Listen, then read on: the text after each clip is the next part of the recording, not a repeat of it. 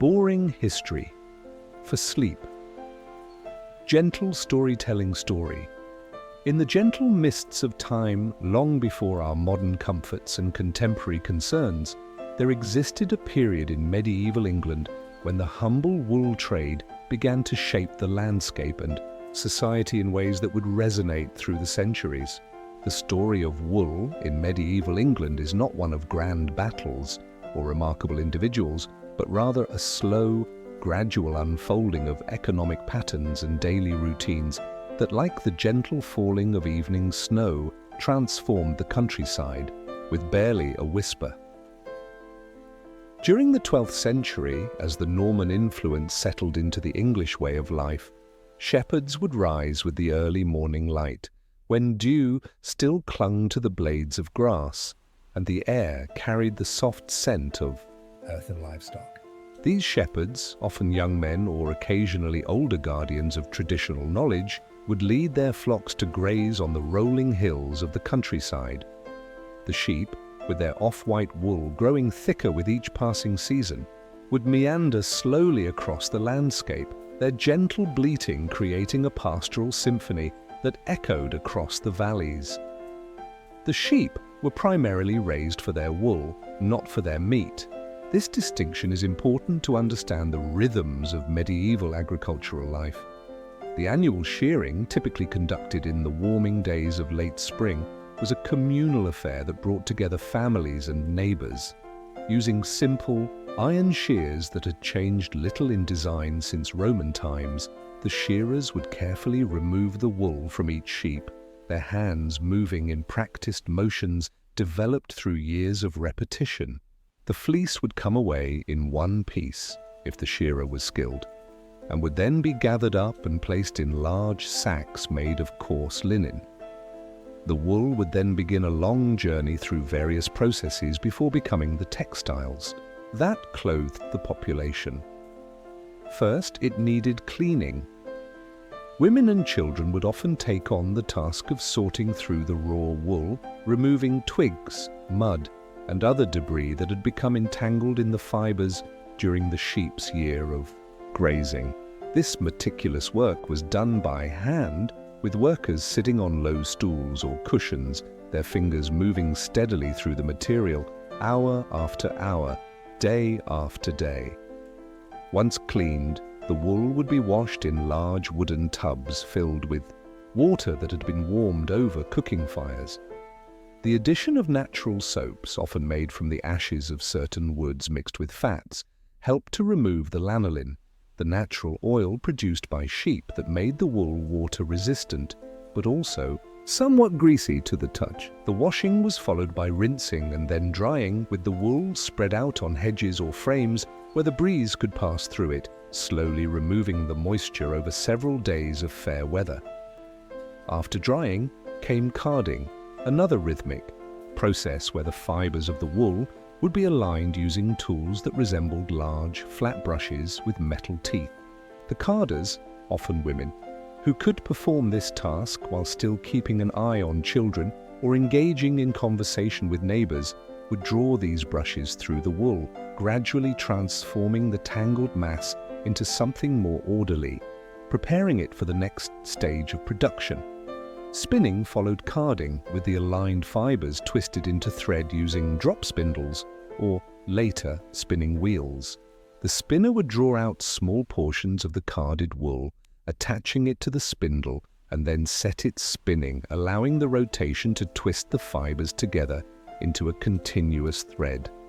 This thread would be wound onto the spindle as it formed, creating a bobbin of woolen yarn that could later be unwound for weaving.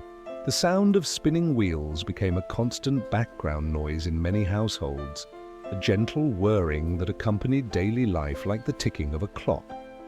The weavers, often men in this period, though women also practiced the craft, would use looms to interlace threads, creating fabric of various weights and qualities. The looms ranged from simple frames used in homes to larger, more complex devices found in specialized workshops in towns. The rhythm of the shuttle passing back and forth, the pedals rising and falling, and the gentle knock of the beater pushing, The thread's interplace created another soundscape of medieval industry, one that was persistent but never harsh or jarring. As the 13th century progressed, the English wool trade began to expand beyond local markets. Merchants, seeing the high quality of English wool, began to organize its export to the cloth-making centers of Flanders. These merchants were not the dramatic figures of adventure that we might imagine from tales of seafaring explorers. Rather, they were meticulous record keepers, arrangers of shipments, negotiators of prices, and payers of taxes. Their work involved long correspondence, careful accounting, and the patient building of relationships with producers, transporters, and buyers. The transportation of wool from rural England to ports and then across the Channel was a slow affair, marked not by speed, but by the steady accumulation of distance. Pack horses or carts would carry the wool along rutted roads that turned to mud in the rain and dust in the dry summer months. The pace was set by the animal's endurance and the need to avoid damage to the valuable cargo. The journey might take weeks, with stops at various markets or towns along the way, where the merchants might conduct additional business or simply rest before continuing their journey. At the ports, the wool would be loaded onto ships, vessels, that seemed small and fragile by modern standards, but represented the height of transportation technology in their day. These ships were at the mercy of the winds and tides, sometimes waiting days for favorable conditions before setting sail. The crossing to Flanders was not long in terms of distance, but it could be unpredictable in terms of time, with some journeys completed in a day and others taking several days or even longer if storms forced the ships to seek shelter along the coast. In Flanders, the wool would enter another cycle of production, being woven into fine cloths that were renowned throughout Europe. Some of these cloths would eventually return to England as finished goods, to be purchased by those who could afford them. This circular journey of materials from raw resource to refined product and back again is one of the earliest examples of what we might now recognize as international trade, though it moved at a pace that would seem glacial to modern sensibilities. As the wool trade grew, it began to influence the very landscape of England. More land was given over to sheep grazing, with forests cleared and common lands enclosed to create pastures. This transformation was not the result of any grand plan or dramatic decision, but rather the cumulative effect of countless small choices made by landowners seeking to maximize the value of their holdings. The sheep, with their close cropping feeding habits, gradually changed the vegetation patterns, favoring certain plants over others, and, over generations, altering the ecological balance of the countryside. The wool trade also shaped the social structure of medieval England. The wealth generated by wool created a class of merchants who, while not nobility, possessed significant economic power. These merchants built fine houses in towns, funded the construction of churches and guild halls, and sometimes lent money to the crown, gaining political influence in the process. Again, this was not a rapid revolution, but a slow evolution, with changes accumulating over decades and centuries. By the late medieval period, the wool trade had become so integral to the English economy that it was reflected in the symbolism of the state. The Lord Chancellor, one of the highest officials in the land, sat upon the Woolsack in Parliament, a seat that was literally stuffed with wool to represent the importance of the trade to the nation's prosperity.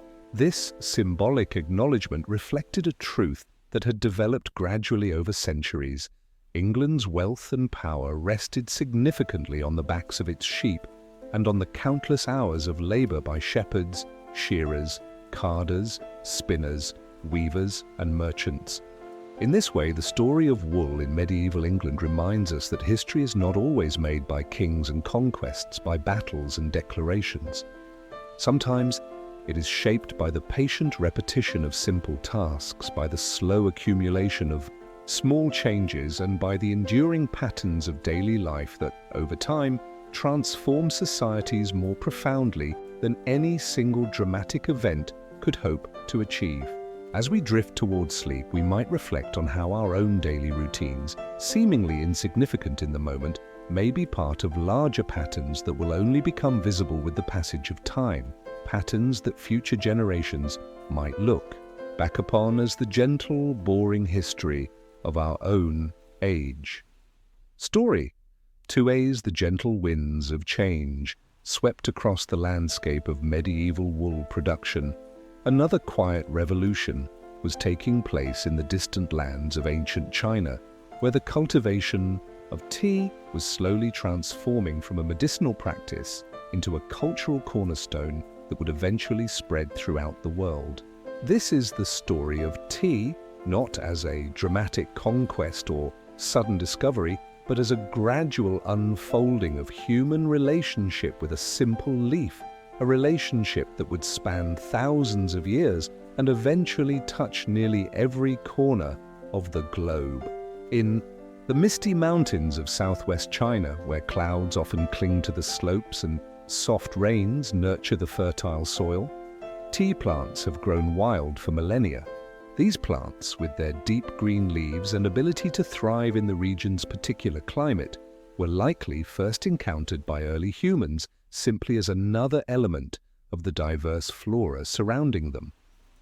Archaeological evidence suggests that humans were consuming tea leaves as far back as the 2nd century BCE, though the specific methods of preparation would have been quite different from what we know today. The earliest use of tea was medicinal rather than recreational. Traditional Chinese medicine, with its emphasis on the healing properties of plants and the balance of energies within the body, recognized that tea possessed certain qualities that could aid digestion, clear the mind, and provide other health benefits. The leaves would be gathered, often from wild plants rather than cultivated ones, and might be chewed directly, boiled into a decoction, or mixed with other ingredients to create remedies for specific ailments. The transition from medicine to beverage was, like many historical shifts, not a distinct event but a gradual evolution. As people continued to consume tea for its medicinal properties, they began to appreciate its flavor as well, especially as methods of preparation improved. By the Tang dynasty, 618–907 CE, tea had become a common beverage, enjoyed not just for its health benefits, but for its taste and the sense of alertness it provided. The cultivation of tea also evolved slowly over centuries. From gathering wild tea leaves, people began to intentionally plant and tend tea bushes, selecting for desirable characteristics and developing techniques for encouraging growth and maximizing harvest. These early tea farmers would rise with the dawn, when the air was still cool and the leaves were at their freshest. They would carefully pick the youngest leaves from the top of the plant, the ones with the most delicate flavor, placing them in baskets carried at their waists or on their backs. The processing of tea leaves after harvest was another art form that developed over generations. Fresh leaves, if left alone, would simply wither and eventually rot. Early tea producers discovered that by applying heat to the leaves shortly after picking, they could halt the oxidation process and preserve the leaves for longer periods. This was done by quickly roasting the leaves in large woks over wood fires, with the workers continually stirring and tossing the leaves to ensure even heating. The sound of the leaves moving against the hot metal, accompanied by the subtle aroma of the heating plant material, created a sensory experience that marked the tea-making season. After heating, the leaves would be rolled, either by hand or with simple tools to break down the cell walls and release the natural oils and flavors. This rolling could be gentle or vigorous, depending on the type of tea being produced, and required skill developed through practice and observation. The rolled leaves would then be dried, either through additional heating or by allowing them to air dry in the sun or shade, depending on the specific style of tea being made. By the Song dynasty, 960–1279 CE, tea culture had advanced significantly. The preparation and consumption of tea had become an art form, with specific rituals and aesthetics associated with the beverage. Whisked powdered tea, somewhat similar to modern matcha, was particularly favored during this period. The tea would be ground into a fine powder using stone mills, a laborious process that required patience and attention to detail. The powder would then be mixed with hot water and whisked using a bamboo whisk until it formed a frothy consistency. Turbitan, consumption of tea during the Song dynasty was often a social activity, bringing together scholars, officials, and merchants in tea houses where they could enjoy the beverage while engaging in conversation, contemplating poetry, or simply watching the world go by. These tea houses were not places of excitement or drama, but rather havens of calm and reflection, where the steam rising from a cup of well-prepared tea might inspire philosophical musings or artistic inspiration. As we move into the Ming Dynasty, 1368–1644 CE, we see another shift in Chinese tea culture, with loose-leaf tea becoming predominant over powdered tea. This change was accompanied by new brewing methods involving the direct infusion of leaves in hot water in small pots, often made of distinctive Yixing clay known for its special properties that complemented tea brewing. These pots, and the cups that accompanied them, became objects of artistic expression, with potters developing special techniques and designs specifically for teaware. The cultivation and production of tea had by this time become a significant economic activity in certain regions of China.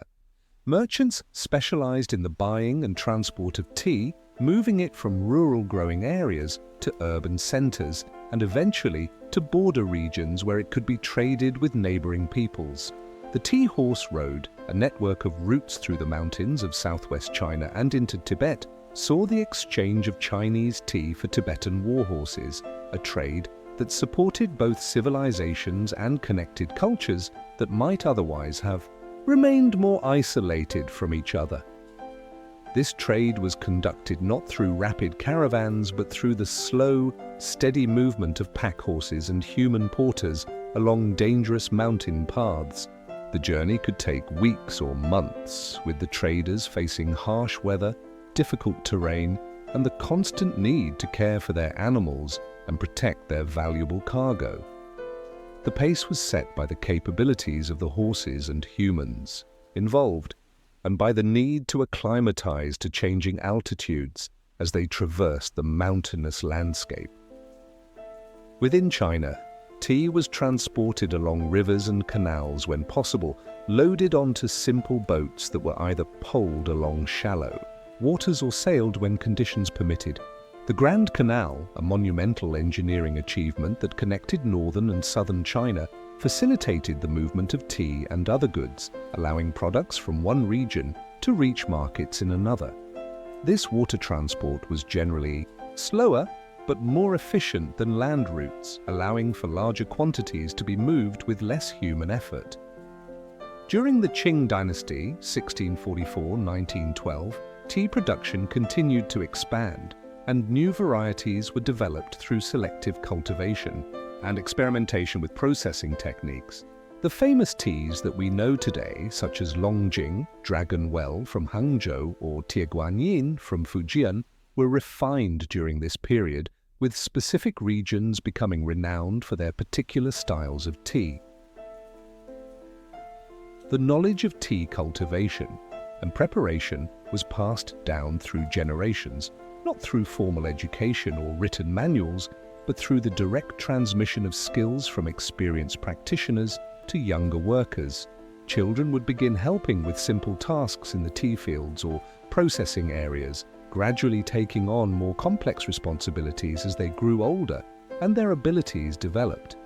This apprenticeship model ensured that the subtle nuances of tea production, the aspects that couldn't easily be verbalized or codified, were preserved and refined over time. As tea culture developed within China, it also began to spread beyond its borders. Buddhist monks traveling between China, Korea, and Japan carried tea with them, both as a practical beverage for their journeys and as part of their spiritual practice. In Japan, tea was initially associated with Buddhist monasteries where monks used it as an aid to meditation, helping them remain alert during long periods of sitting.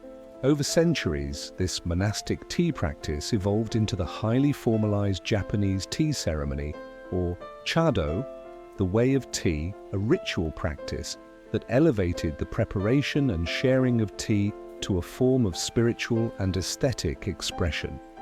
The spread of tea to the West came much later and followed a different path.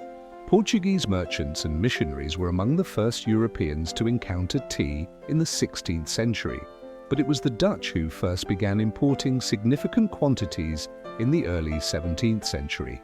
The British, who would later become strongly associated with tea culture, were relatively late adopters, with tea only becoming popular in Britain in the latter part of the 17th century. The British East India Company eventually became a major player in the tea trade, although initially they were importing tea from China rather than producing it themselves.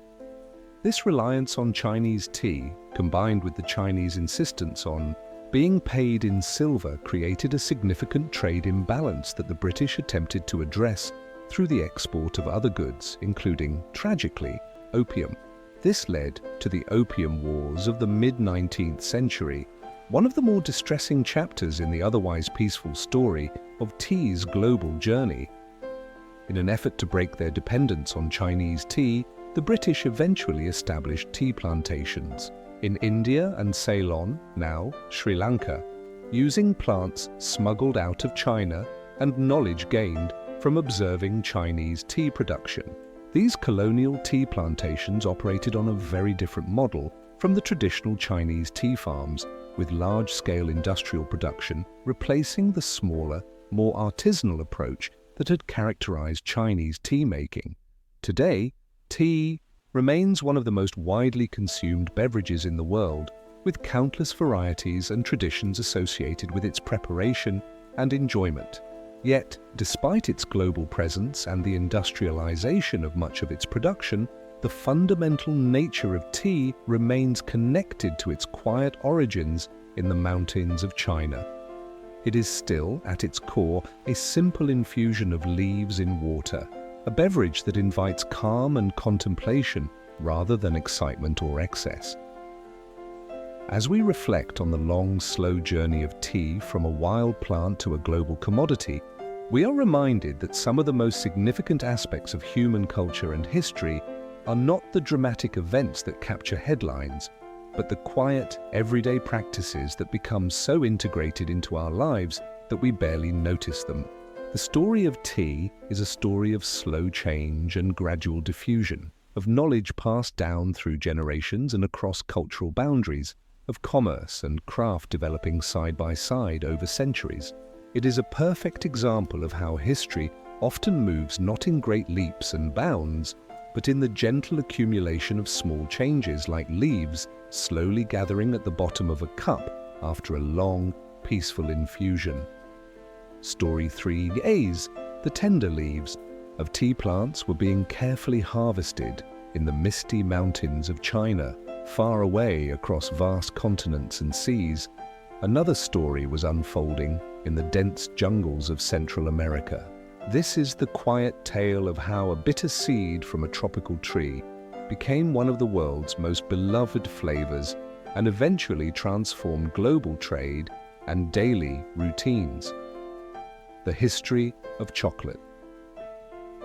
The story begins in the lush rainforests of Mesoamerica, where cacao trees grew wild, their elongated pods hanging curiously from their trunks rather than from branches.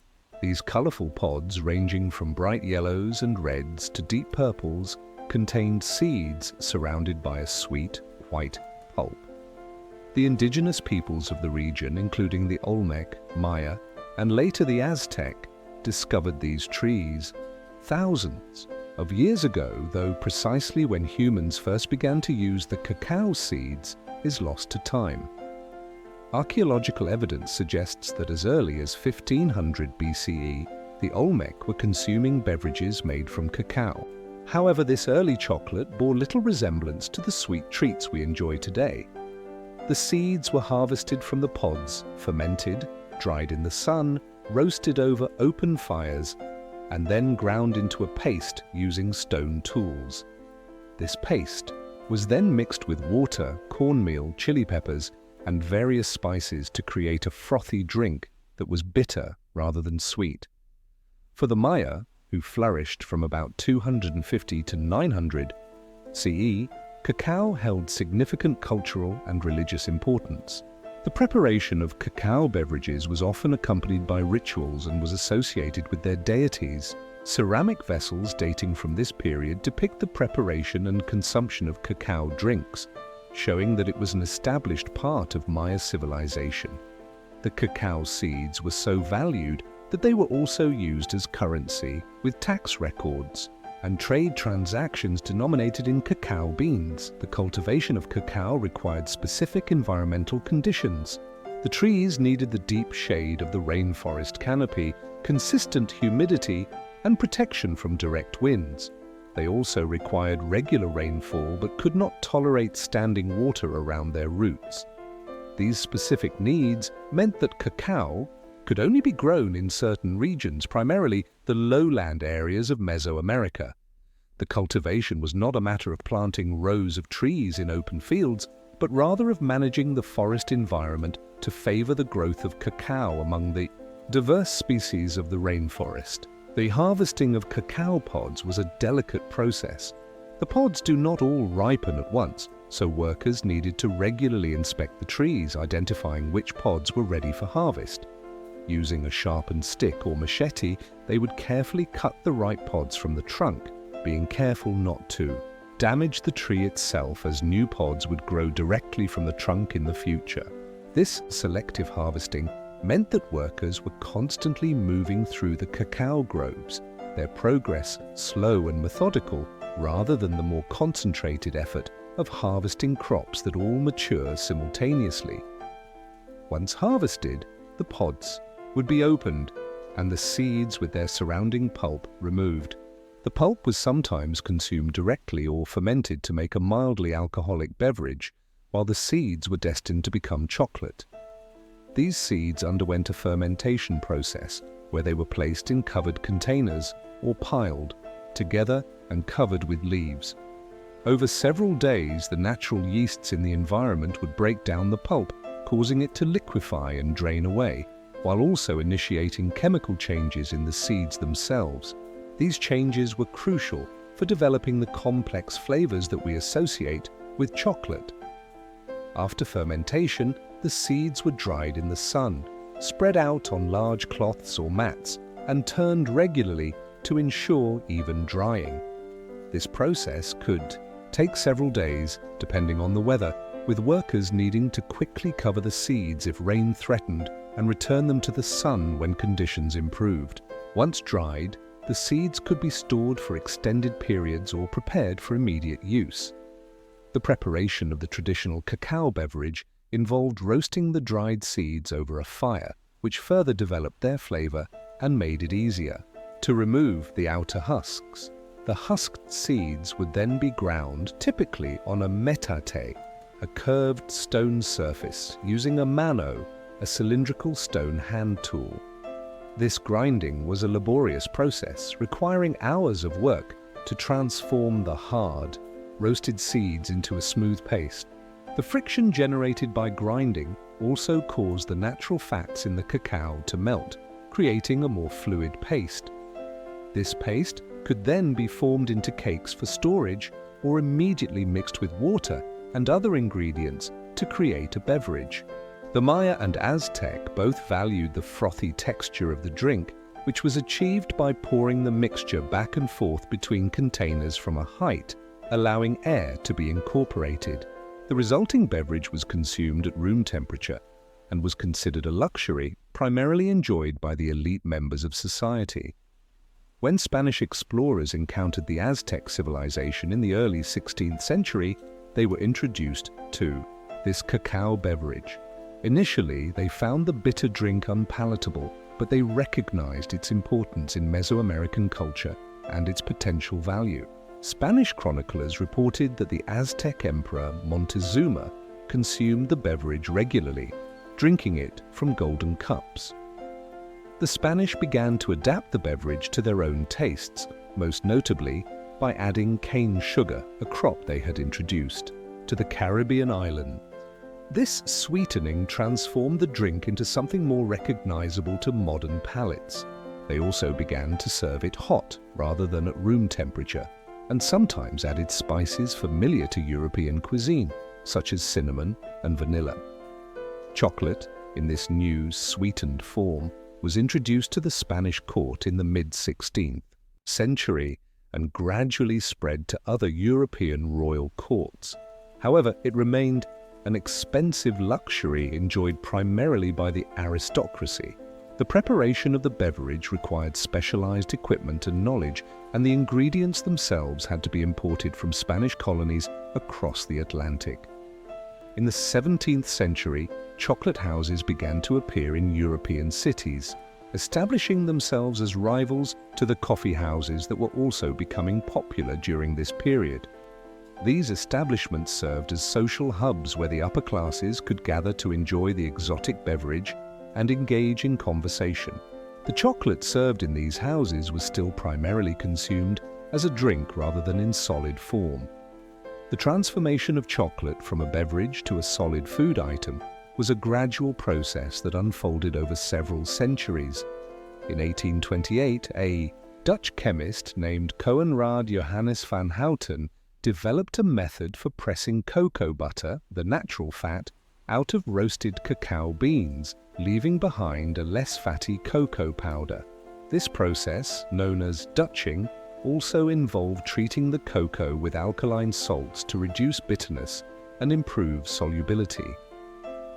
Van Houten's innovation made it easier to mix cocoa with water or milk and laid the groundwork for the creation of solid chocolate.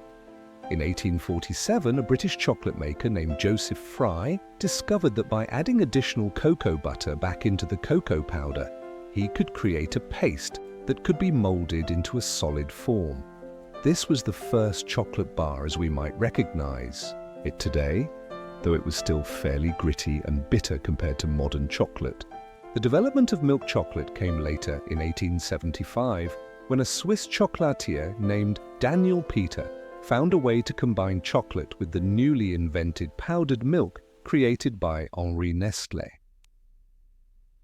These technological innovations coincided with changing economic conditions that gradually transformed chocolate from a luxury for the elite to a treat accessible to the middle classes and eventually to people of all economic levels. The Industrial Revolution brought mechanization to chocolate production, reducing the labor required and increasing output. Colonial expansion had established cacao plantations in new regions beyond Mesoamerica, particularly in West Africa, increasing the global supply of the raw material. By the late 19th and early 20th centuries, chocolate had become an industrial product manufactured on a large scale. Companies like Cadbury in England, Hershey in the United States, and Nestlé in Switzerland had established themselves as major producers of various chocolate confections. The chocolate bar had become a common treat, and cocoa was a standard pantry item in many households. Despite this industrialization, the cultivation of cacao remained much as it had been for centuries. The trees still required specific environmental conditions and still had to be harvested by hand, with workers carefully selecting ripe pods from the trunks of the trees. The fermentation and drying processes also remained largely unchanged, still depending on natural yeasts and sunlight. This created a curious juxtaposition, a high-tech manufacturing process at one end of the supply chain relying on traditional, labor-intensive cultivation methods at the other. This disconnect between production methods continues to the present day and has contributed to some of the ethical challenges associated with chocolate production, including low wages for cacao, farmers, and in some regions the use of child labor. These issues have led to the development of fair trade and direct trade chocolate, movements that aim to ensure that cacao farmers receive fair compensation for their work and that cultivation practices are environmentally and socially sustainable. In recent decades, there has also been a renewed interest in traditional chocolate preparation methods and in heirloom cacao varieties. Artisanal chocolate makers are working directly with cacao farmers to preserve the diversity of cacao and to highlight the unique flavor profiles of beans from different regions. This movement parallels similar trends in coffee, tea, and wine, where consumers are increasingly interested in the provenance and specific characteristics of the products they enjoy, from its origins as a bitter beverage consumed in religious rituals to its current status as a global treat available in countless forms. Chocolate has undergone a remarkable journey. Yet throughout this transformation, the fundamental connection between humans and the cacao tree has remained. The careful tending of trees, the harvesting of pods, the fermentation of beans. These practices link us to ancient Mesoamerican cultivators across the centuries. As with many aspects of human history, the story of chocolate is not one of sudden breakthroughs or dramatic turning points, but rather of gradual adaptations and accumulated changes. It is a story of how a specific plant valued in one cultural context was adopted and transformed as it moved through different societies, each adding their own interpretations and uses. It reminds us that even the most familiar items in our daily lives have rich histories that stretch back further than we might imagine, histories that unfold not with the clash of symbols, but with the gentle rustle of leaves in a tropical forest, the quiet work of yeasts during fermentation, and the patient labor of countless hands over thousands of years. Story 4, in the quieter corners of human history, away from the clash of empires and the decrees of kings, there exists a story of humble transformation, a tale of how simple materials have been shaped by human hands to create shelter and define the spaces of our lives. This is the gentle history of bricks, those unassuming building blocks that have silently witnessed the rise and fall of civilizations, the changing seasons and the passing generations. The story of bricks begins with mud, that most basic material, found wherever water meets earth. Early humans discovered, perhaps by accident, that when mud dried, it hardened into a more durable substance. Archaeological evidence suggests that the first bricks were simply hand-formed lumps of mud, dried in the sun rather than fired in kilns. These sun-dried mud bricks, often referred to as adobe, were being used in human settlements as early as 8000 BCE in places like Jericho in the Jordan Valley and Çatalhöyük in what is now Turkey. The process of making these early bricks was simple but labor-intensive. Clay-rich soil would be mixed with water to create a workable mud. Often, additional materials would be incorporated to improve the strength and durability of the bricks. Straw or other plant fibers were commonly used, acting as a kind of natural reinforcement within the brick, helping to distribute stresses and prevent cracking as the mud dried. The mixture would be worked together by hand or, in larger operations, by having workers or animals tread through it, ensuring that the components were thoroughly integrated. Once the mud mixture was prepared, it would be formed into individual bricks. In the earliest times, this was done entirely by hand, with workers grabbing handfuls of the mud and shaping it into rough rectangles or ovals. Later, wooden molds were developed, allowing for more consistent shapes and sizes. These molds might be as simple as wooden frames open at the top and bottom. The mud mixture would be pressed into the mold, the excess scraped away, and then the mold would be lifted, leaving behind the formed brick to dry.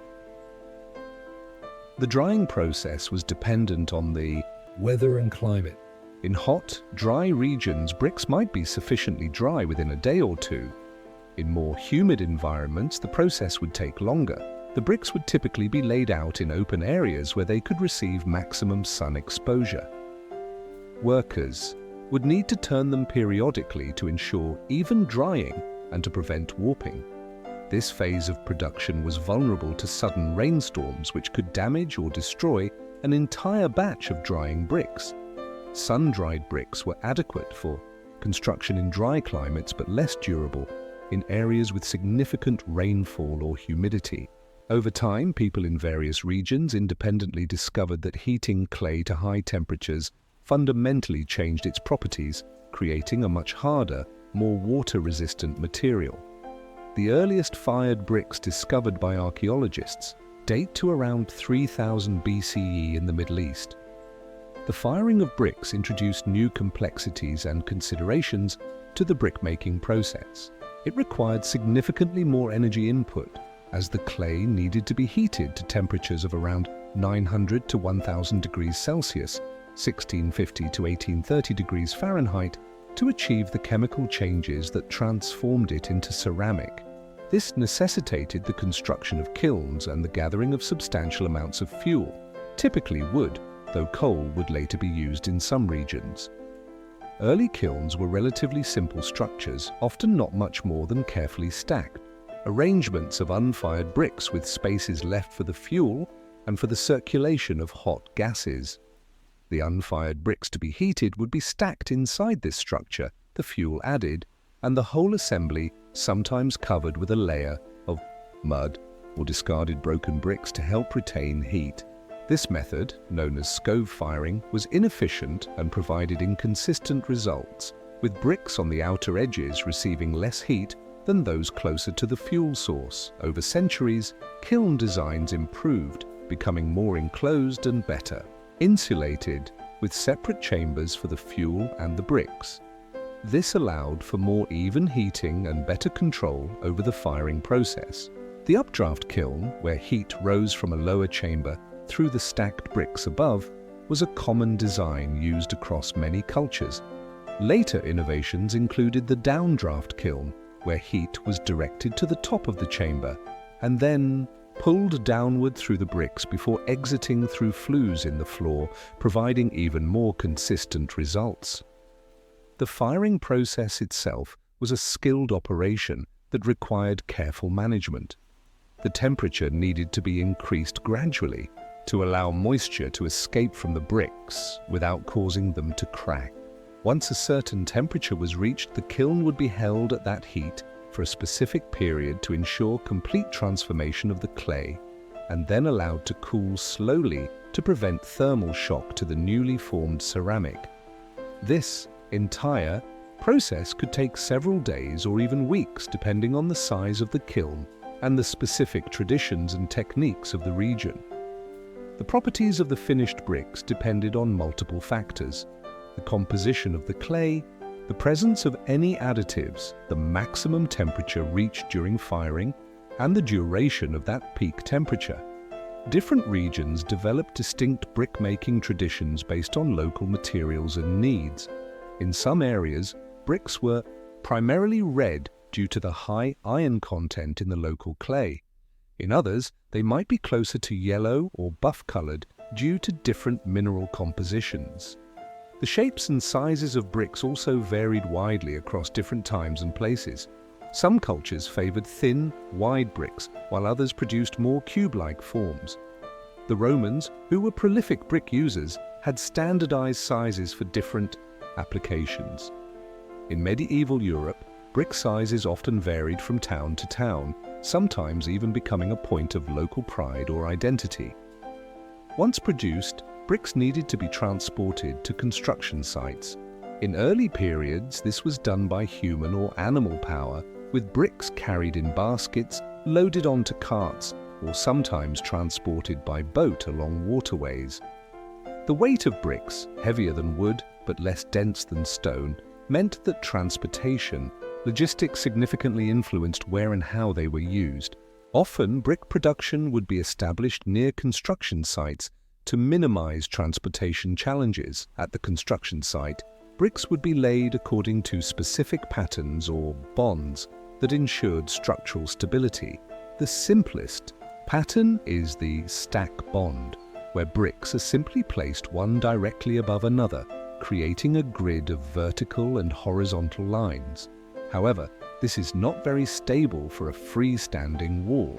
More commonly, bricks would be laid in patterns like the running bond where each course, layer, is offset by half a brick length from the course below it, or the more complex English bond or Flemish bond, which involve alternating patterns of headers, bricks laid with the short end facing out, and stretchers, bricks laid with the long side facing out. The bricks were typically joined with mortar, a mixture that might include lime, sand, clay, or other materials depending on the time and place.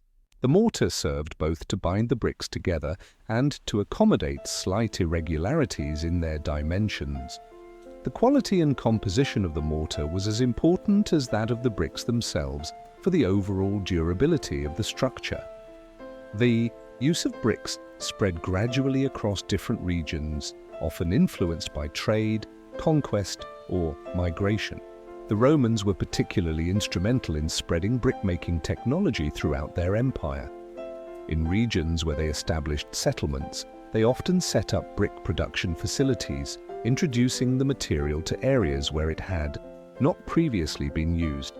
After the fall of the Roman Empire, brick-making continued in some areas but declined in others, with many early medieval European structures being built primarily of stone or wood. During the medieval period, brick became particularly important in regions where good building stone was scarce. In the flatlands of northern Europe, particularly in what are now the Netherlands. During the medieval period, brick became particularly important in regions where good building stone was scarce. In the flatlands of northern Europe, particularly in what are now the Netherlands, northern Germany and Denmark, brick architecture flourished, giving rise to the distinctive style known as brick Gothic. Churches, town halls and merchants' houses were constructed using bricks manufactured locally, their red and sometimes glazed surfaces creating distinctive townscapes that still characterize these regions today. The production of bricks remained largely a manual process until the Industrial Revolution brought mechanization to the industry in the 18th and 19th centuries. The first major innovation was the introduction of the brick-making machine, which could produce consistent bricks at a much faster rate than hand molding. These early machines typically worked by forcing clay through a rectangular opening, creating a continuous column that could then be wire-cut into individual bricks. The industrialization of brick production also saw improvements in kiln technology. The Hoffman kiln, patented in 1858, was a circular or oval structure with multiple chambers arranged around a central chimney. This design allowed for continuous operation, with bricks being fired in one section while others were cooling or being loaded, significantly increasing efficiency and output. Later, tunnel kilns were developed, where bricks moved slowly through a long kiln on conveyors, passing through zones of increasing temperature followed by cooling zones in a fully continuous process. These technological developments coincided with a period of rapid urbanization in many parts of the world. Cities were expanding dramatically, requiring vast quantities of building materials. Brick, with its durability, fire resistance, and relatively low cost, became the material of choice for a wide range of structures, from industrial buildings and worker housing to public institutions and infrastructure projects. The Victorian era in Britain saw brick used extensively in both utilitarian and decorative contexts. Train stations, factories, schools, and terraced housing were commonly constructed of brick, often with decorative elements created by using bricks of different colors or special shapes. The arts and crafts movement, which emerged in the late 19th century as a reaction against industrialization, embraced brick for its honest materiality and connection to traditional craftsmanship, despite its by then industrial production. In the United States, brick production and use followed a similar trajectory, with regional variations based on local clay resources and architectural traditions.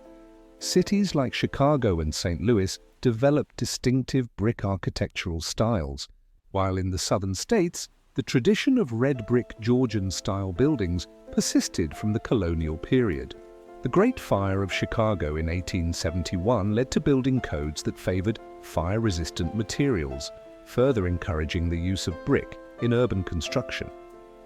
By the early 20th century, brick was facing competition from newer materials such as concrete and steel, particularly for large-scale construction projects. The modernist architectural movement, with its emphasis on new materials and technologies, often rejected brick as too traditional or associated with the cluttered ornamentation of the Victorian era. However, architects like Alvar Aalto, Louis Kahn, and Eero Saarinen found ways to incorporate brick into modernist designs, appreciating its textural qualities and human scale. The latter half of the 20th century saw brick primarily used in residential construction and as a facing material for buildings with structural frames of concrete or steel. Brick veneer, a non-structural layer of bricks attached to a wood or metal frame, became a common construction method for homes, providing the aesthetic appeal of brick without the structural complexity or cost of solid brick walls. In recent decades, there has been a renewed interest in traditional brick-making techniques and in the use of brick as an environmentally sustainable building material. The thermal mass of brick walls can help regulate indoor temperatures, reducing the need for mechanical heating and cooling. Reclaimed bricks from demolished buildings are valued for their patina and historical character, and some contemporary brick manufacturers are developing products with lower environmental impacts, including bricks made from recycled materials or produced using less energy-intensive methods. Throughout its long history, brick has been valued for its combination of practicality and aesthetic appeal. It is a material that bears the marks of both natural variation and human touch. Each brick, whether handmade centuries ago or machine-produced yesterday, represents a transformation of earth into something more durable, a small contribution to the built environment that might outlast its makers by generations. As we consider the humble brick, we are reminded that history is not only written in dramatic events and grand monuments, but also in the quiet, accumulated work of countless individuals, each adding their small piece to the larger structure of human civilization. The story of brick is a story of slow evolution rather than revolutionary change, of practical solutions to basic needs, and of the remarkable durability of simple ideas. It is a reminder that some of the most enduring aspects of human culture are those that arise not from the exceptional moments, but from the patient, repetitive work of daily life. Work that, like the laying of bricks one upon another, gradually builds something greater than its individual components could suggest.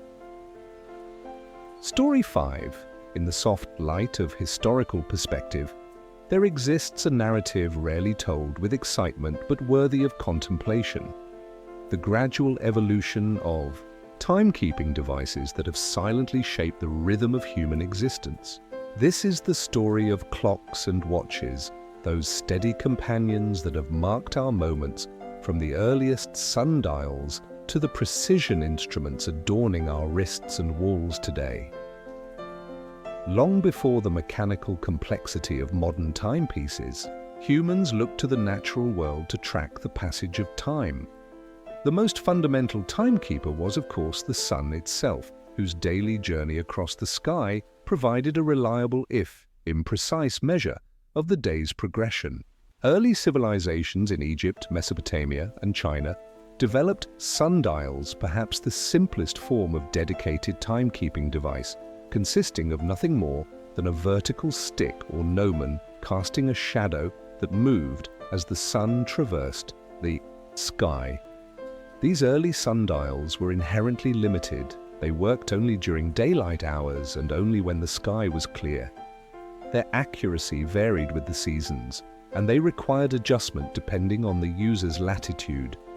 Despite these limitations, they served their purpose adequately for societies where precise time measurement was rarely necessary.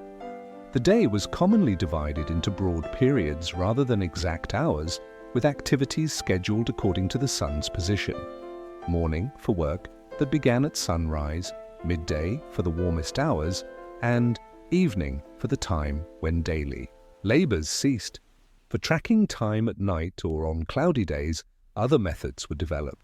Water clocks or clepsydra were among the earliest alternatives to sundials, appearing in various forms across ancient civilizations. In their simplest incarnation, these devices consisted of a container with a small hole at the bottom, allowing water to drip out at a relatively constant rate. Markings on the inside of the container indicated the passage of time as the water level dropped. More sophisticated versions used multiple containers with water flowing from one to another, or incorporated mechanisms to maintain a constant water pressure for improved accuracy. The water clock represented a significant advancement over the sundial, as it could operate at night and in all weather conditions. However, it still had limitations. The flow rate of water could be affected by temperature changes, causing the clock to run faster or slower depending on the ambient conditions. Regular maintenance was required to ensure the aperture didn't become clogged with impurities in the water. Despite these challenges, water clocks remained in use for thousands of years, with increasingly complex designs developed to improve their accuracy and functionality. In China during the Song dynasty, 960–1279 CE, the engineer Su Song created an elaborate water-powered astronomical clock tower that combined timekeeping with celestial observations. This remarkable device used a water wheel to drive a chain drive, an early form of mechanical transmission that rotated a large wheel marking the hours. It also included mechanized mannequins that would emerge at specific times to announce the hour by striking bells or drums. While impressive, such complex water clocks remained rare, their construction limited to court environments with the resources to build and maintain them. The development of purely mechanical clocks in Europe during the late 13th and early 14th centuries marked a significant turning point in the history of timekeeping. Unlike water clocks, mechanical clocks used a weight-driven mechanism regulated by an escapement, a device that converts continuous rotational motion into regular, intermittent movement. The earliest form was the verge and foliot escapement, where a weighted rod, the foliot, swung back and forth, controlled by a vertical shaft, the verge, with pallets that engaged with the teeth of a crown wheel. These early mechanical clocks were not particularly accurate by modern standards, often gaining or losing up to an hour a day. They typically had only an hour hand, as their precision didn't warrant a minute hand. Despite these limitations, they represented a revolutionary advancement in timekeeping technology. Unlike sundials or water clocks, mechanical clocks were relatively unaffected by environmental conditions and could operate continuously with minimal supervision, requiring only periodic winding to raise the driving weights.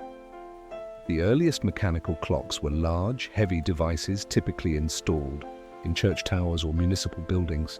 Their primary purpose was not personal timekeeping, but community regulation.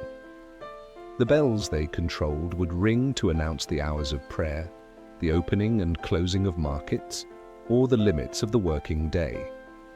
In this way, mechanical clocks began to impose a more structured rhythm on community life, gradually shifting society away from the natural, flexible time divisions marked by the sun toward a more rigid, standardized schedule. The development of the spring-driven clock in the early 15th century allowed for smaller portable timepieces. Unlike weight-driven clocks, which needed to be mounted in a fixed location, to allow the weights to descend properly, spring-driven clocks could be moved without disrupting their operation. This innovation made possible the creation of table clocks and, eventually, the first portable watches. The earliest watches, appearing in the early 16th century, were far from the sleek accessories we know today. Typically worn on a chain around the neck rather than on the wrist, they were bulky, drum-shaped objects several inches in diameter.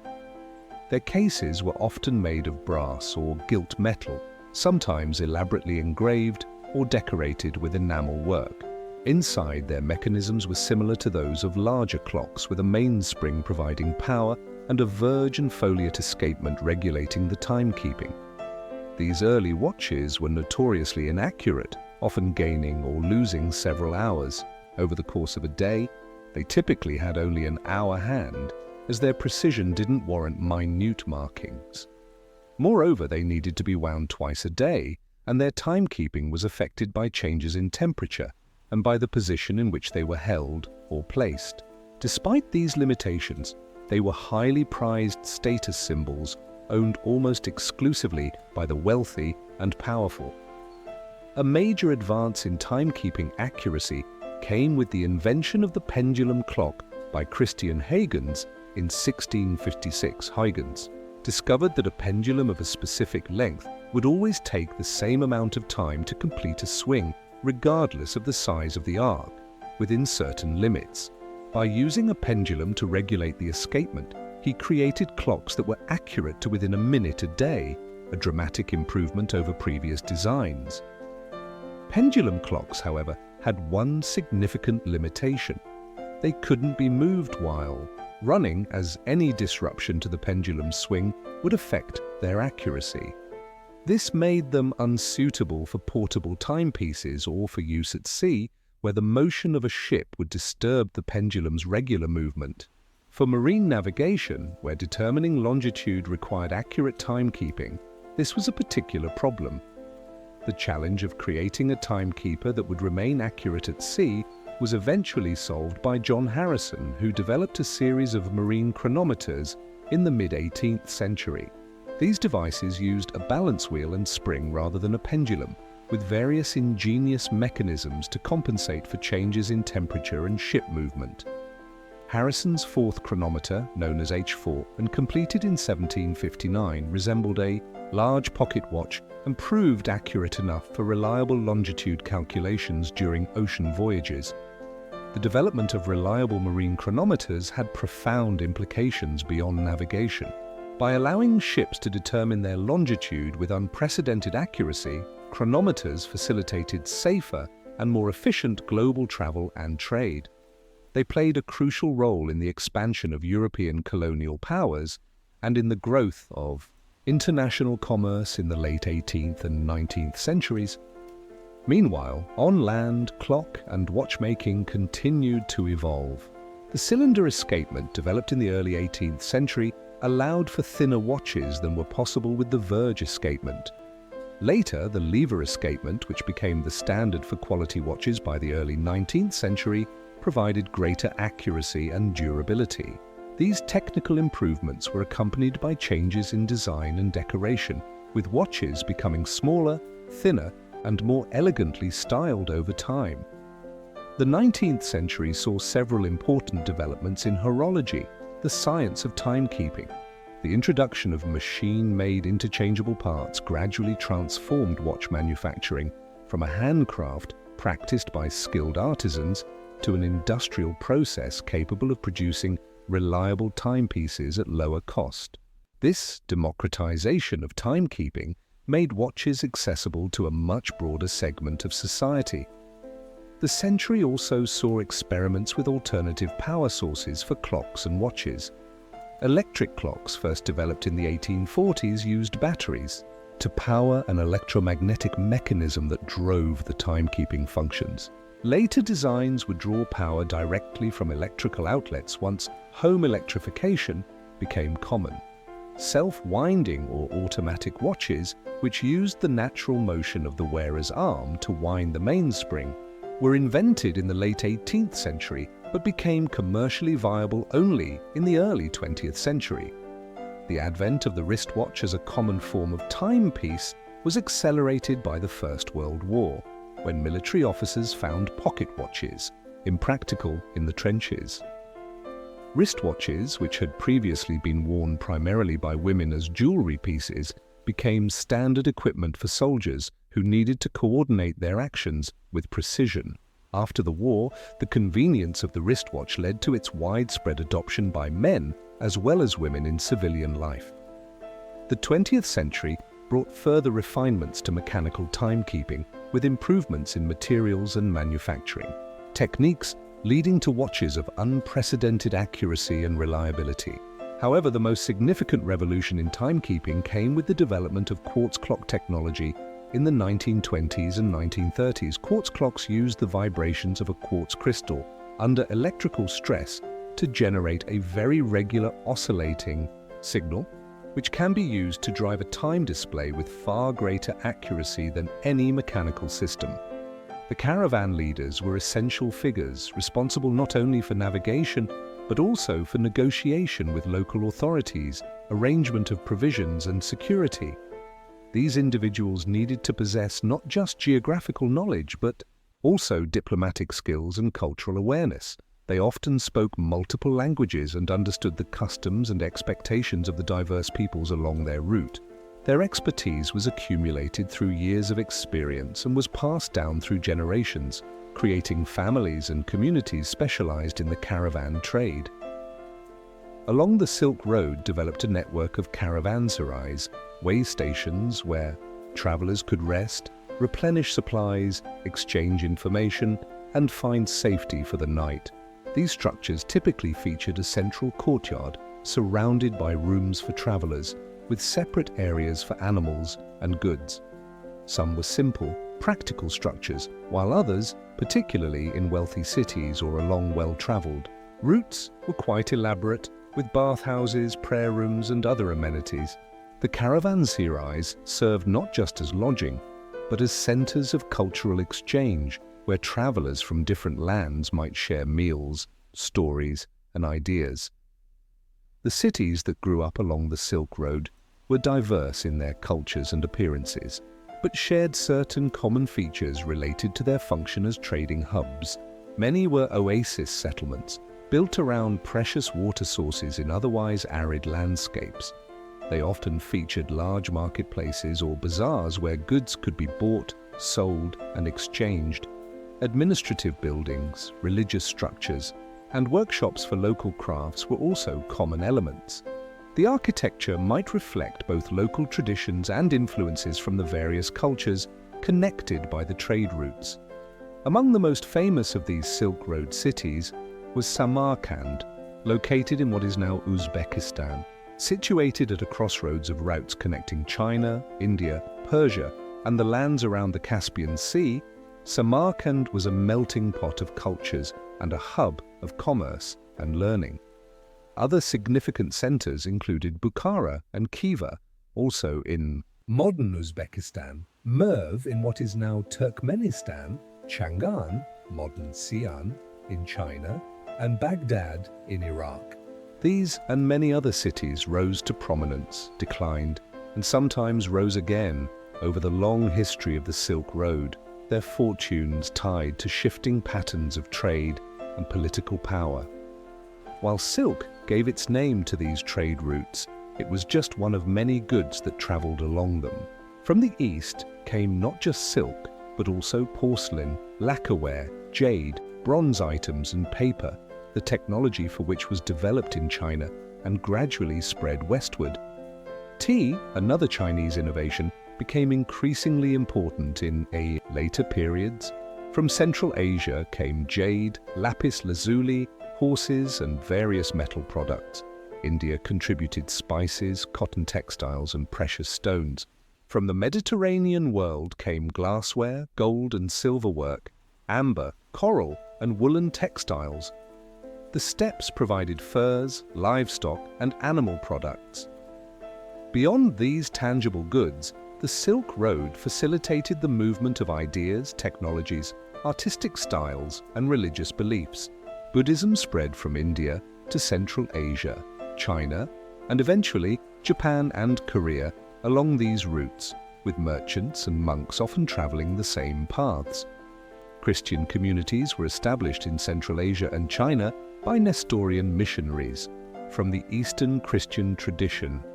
Manichaeism, a now extinct religion that originated in Persia, found adherents along the trade routes. Later, Islam would spread eastward along these same networks, profoundly transforming the cultural landscape of Central Asia. Scientific and technological knowledge also traveled the Silk Road. Techniques for glassmaking, certain types of metallurgy, and various architectural innovations moved in both directions. Mathematical concepts and astronomical observations were shared between different intellectual traditions. Medical knowledge, including the identification and use of various herbs, and treatments crossed cultural boundaries. The compass, originally developed in China, eventually made its way to the Mediterranean world, revolutionizing navigation.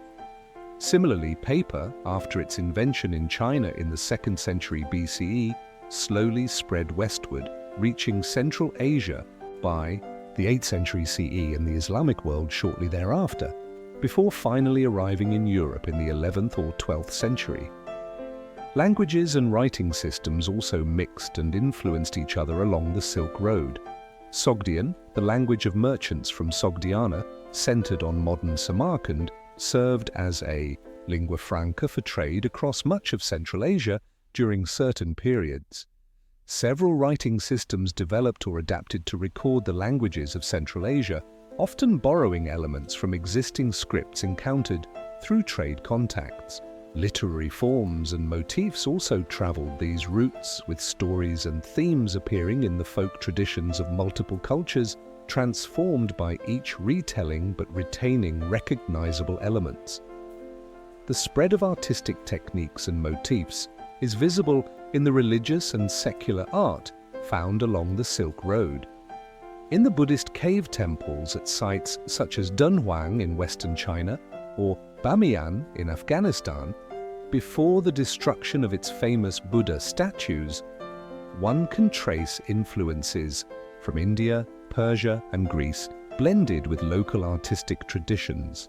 Similarly, textiles, ceramics, and metalwork often show hybrid designs incorporating elements from various cultural traditions, evidence of the cross-fertilization that occurred through trade connections. While much of the exchange along the Silk Road brought benefits to the societies involved, there were also negative transfers. Disease organisms found new hosts as people, animals, and goods moved across Eurasia. The most devastating example was the spread of the Black Death in the 14th century, which is believed to have originated in Central or East Asia and travelled westward along trade routes, eventually killing a substantial portion of the population in Europe, the Middle East, and North Africa. Other diseases likely followed similar paths, though with less catastrophic consequences. The fortunes of the Silk Road fluctuated over the centuries, influenced by political developments, environmental changes, and shifts in economic patterns. Periods of political stability under large empires, such as the Han dynasty in China, the Kushan Empire in Central Asia, or the Mongol Empire that briefly united much of Eurasia in the 13th century, often saw increased trade volume and security for travelers. Conversely, political fragmentation, warfare, or the rise of hostile powers could disrupt trade patterns and force merchants to seek alternative routes. The Mongol conquests of the 13th century initially brought destruction to many Silk Road cities, but eventually created what historians sometimes call the Pax Mongolica, a period when the vast Mongol Empire provided relative security across much of Eurasia, facilitating increased trade and travel. This period saw noteworthy travelers such as Marco Polo from Venice and Ibn Battuta from Morocco making extensive journeys across Asia, leaving valuable accounts of the lands and peoples they encountered. By the late medieval period, maritime, trade routes were becoming increasingly important relative to the overland Silk Road. Improvements in ship design and navigation allowed for more reliable and cost-effective transportation of goods by sea. The rise of the Ottoman Empire, which controlled key territories linking Europe and Asia, also altered traditional trade patterns. The European age of exploration, beginning in the late 15th century, further shifted global trade dynamics as European powers established direct maritime connections with East Asia, bypassing the intermediaries of the Silk Road. Yet even as its commercial significance declined, the Silk Road left an enduring legacy in the cultures it had connected. The religious traditions that had spread along its routes remained vital forces. The technological transfers it had facilitated continued to shape societies. The hybrid artistic traditions it had fostered evolved into new forms. The cities that had grown up along its paths, even as they adapted to changing circumstances, retained elements of their cosmopolitan heritage. In the modern era, there has been renewed interest in the concept of the Silk Road, both as a historical subject and as a framework for contemporary international relations. China's Belt and Road Initiative, launched in 2013, explicitly invokes the ancient trade networks as a model for current economic development and diplomatic engagement across Eurasia. Archaeological research continues to uncover new information about the historical Silk Road, while cultural heritage projects seek to preserve and highlight its physical remains and intangible legacies. This renewed attention reminds us that the significance of the Silk Road lies not just in the goods that were traded, the silks, spices and ceramics that have been preserved in museums and private collections, but in the gradual, often invisible exchange of ideas, techniques and beliefs that shaped the development of civilizations across Eurasia. In this sense, the Silk Road represents one of the earliest examples of globalization, a process not of sudden transformation, but of slow, cumulative change through constant interaction and exchange. As we contemplate this quiet history of connection and transformation, we might reflect on how our own world has been shaped by similar processes of exchange and interaction, occurring not along dusty caravan routes, but through digital networks and global supply chains. Like the merchants and travelers of the ancient Silk Road, we are participants in vast systems of exchange that transcend political boundaries and cultural differences, systems that may be transforming our societies in ways we can only begin to perceive from our vantage point within the flow of history. Story 7. In the quiet shadows of ancient history, the Roman Empire stretched across vast territories, a behemoth of civilization that would come to shape the world as we know it today. Imagine, if you will, being transported back to those distant times, to the cobbled streets of Rome itself, where the morning light gently illuminates the white marble of temples and public buildings. The soft golden hue of dawn breaks over the 7 hills, and the city begins to stir. A typical day in ancient Rome would begin before the first light of day.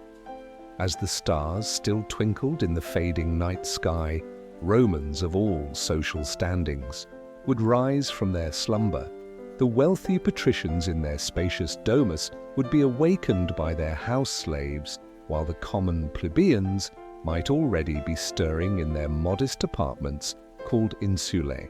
These apartment buildings, often reaching several stories high, housed the majority of Rome's urban population, cramped together in small living spaces with no running water or cooking facilities. If you were transported to this time, the first challenge of your day would be simply waking up. No alarm clocks existed, of course. Romans relied on natural light, roosters crowing, or if they were wealthy enough, a designated slave whose sole purpose was to wake the household at the appropriate hour. The concept of sleeping in was foreign to most Romans. The day began with the sun, and to waste daylight hours was considered slothful and improper. Once awake, a Roman would perform their morning ablutions. For the wealthy, this might involve being assisted by slaves who would help them wash using water carried from public fountains or private wells. The common people would likely use public facilities or simply wash with a small amount of water.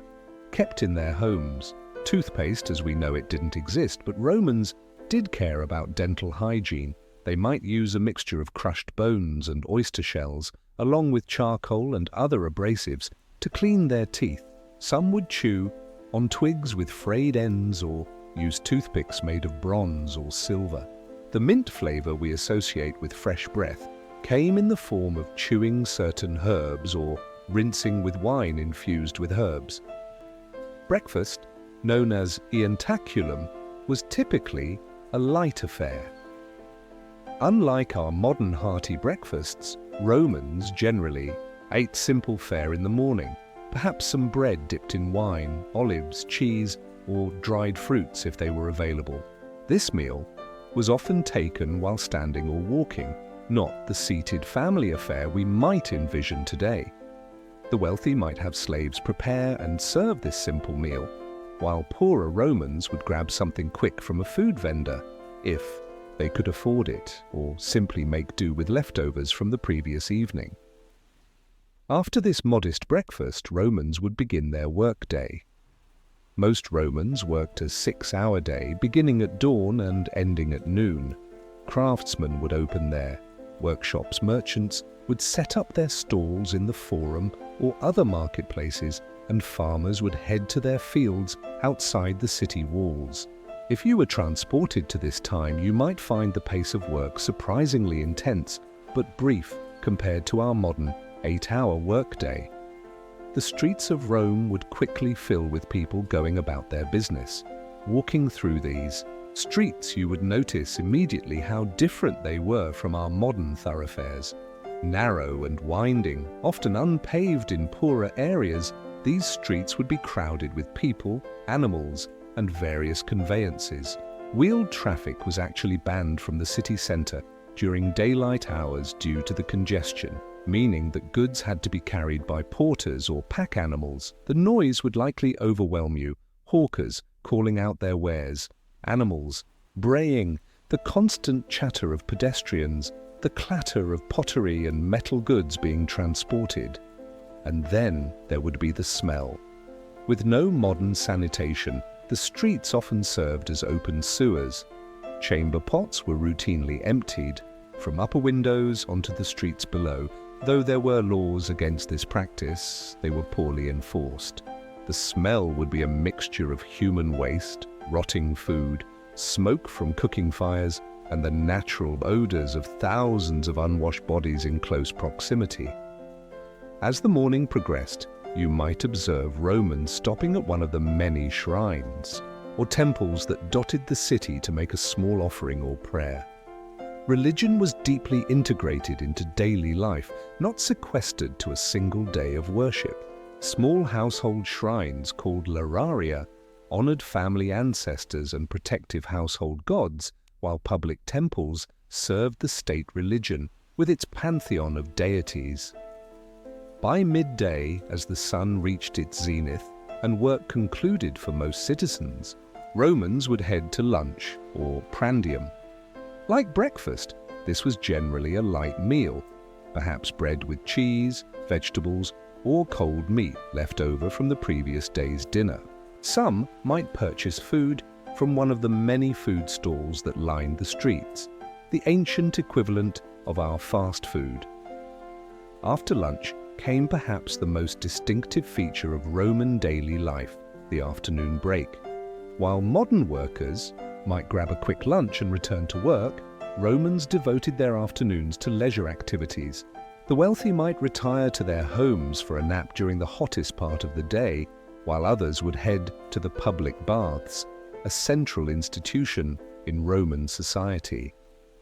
The baths were far more than just facilities for cleanliness. They were social centers where Romans of various social classes mingled, discussed politics and business, exercised and relaxed.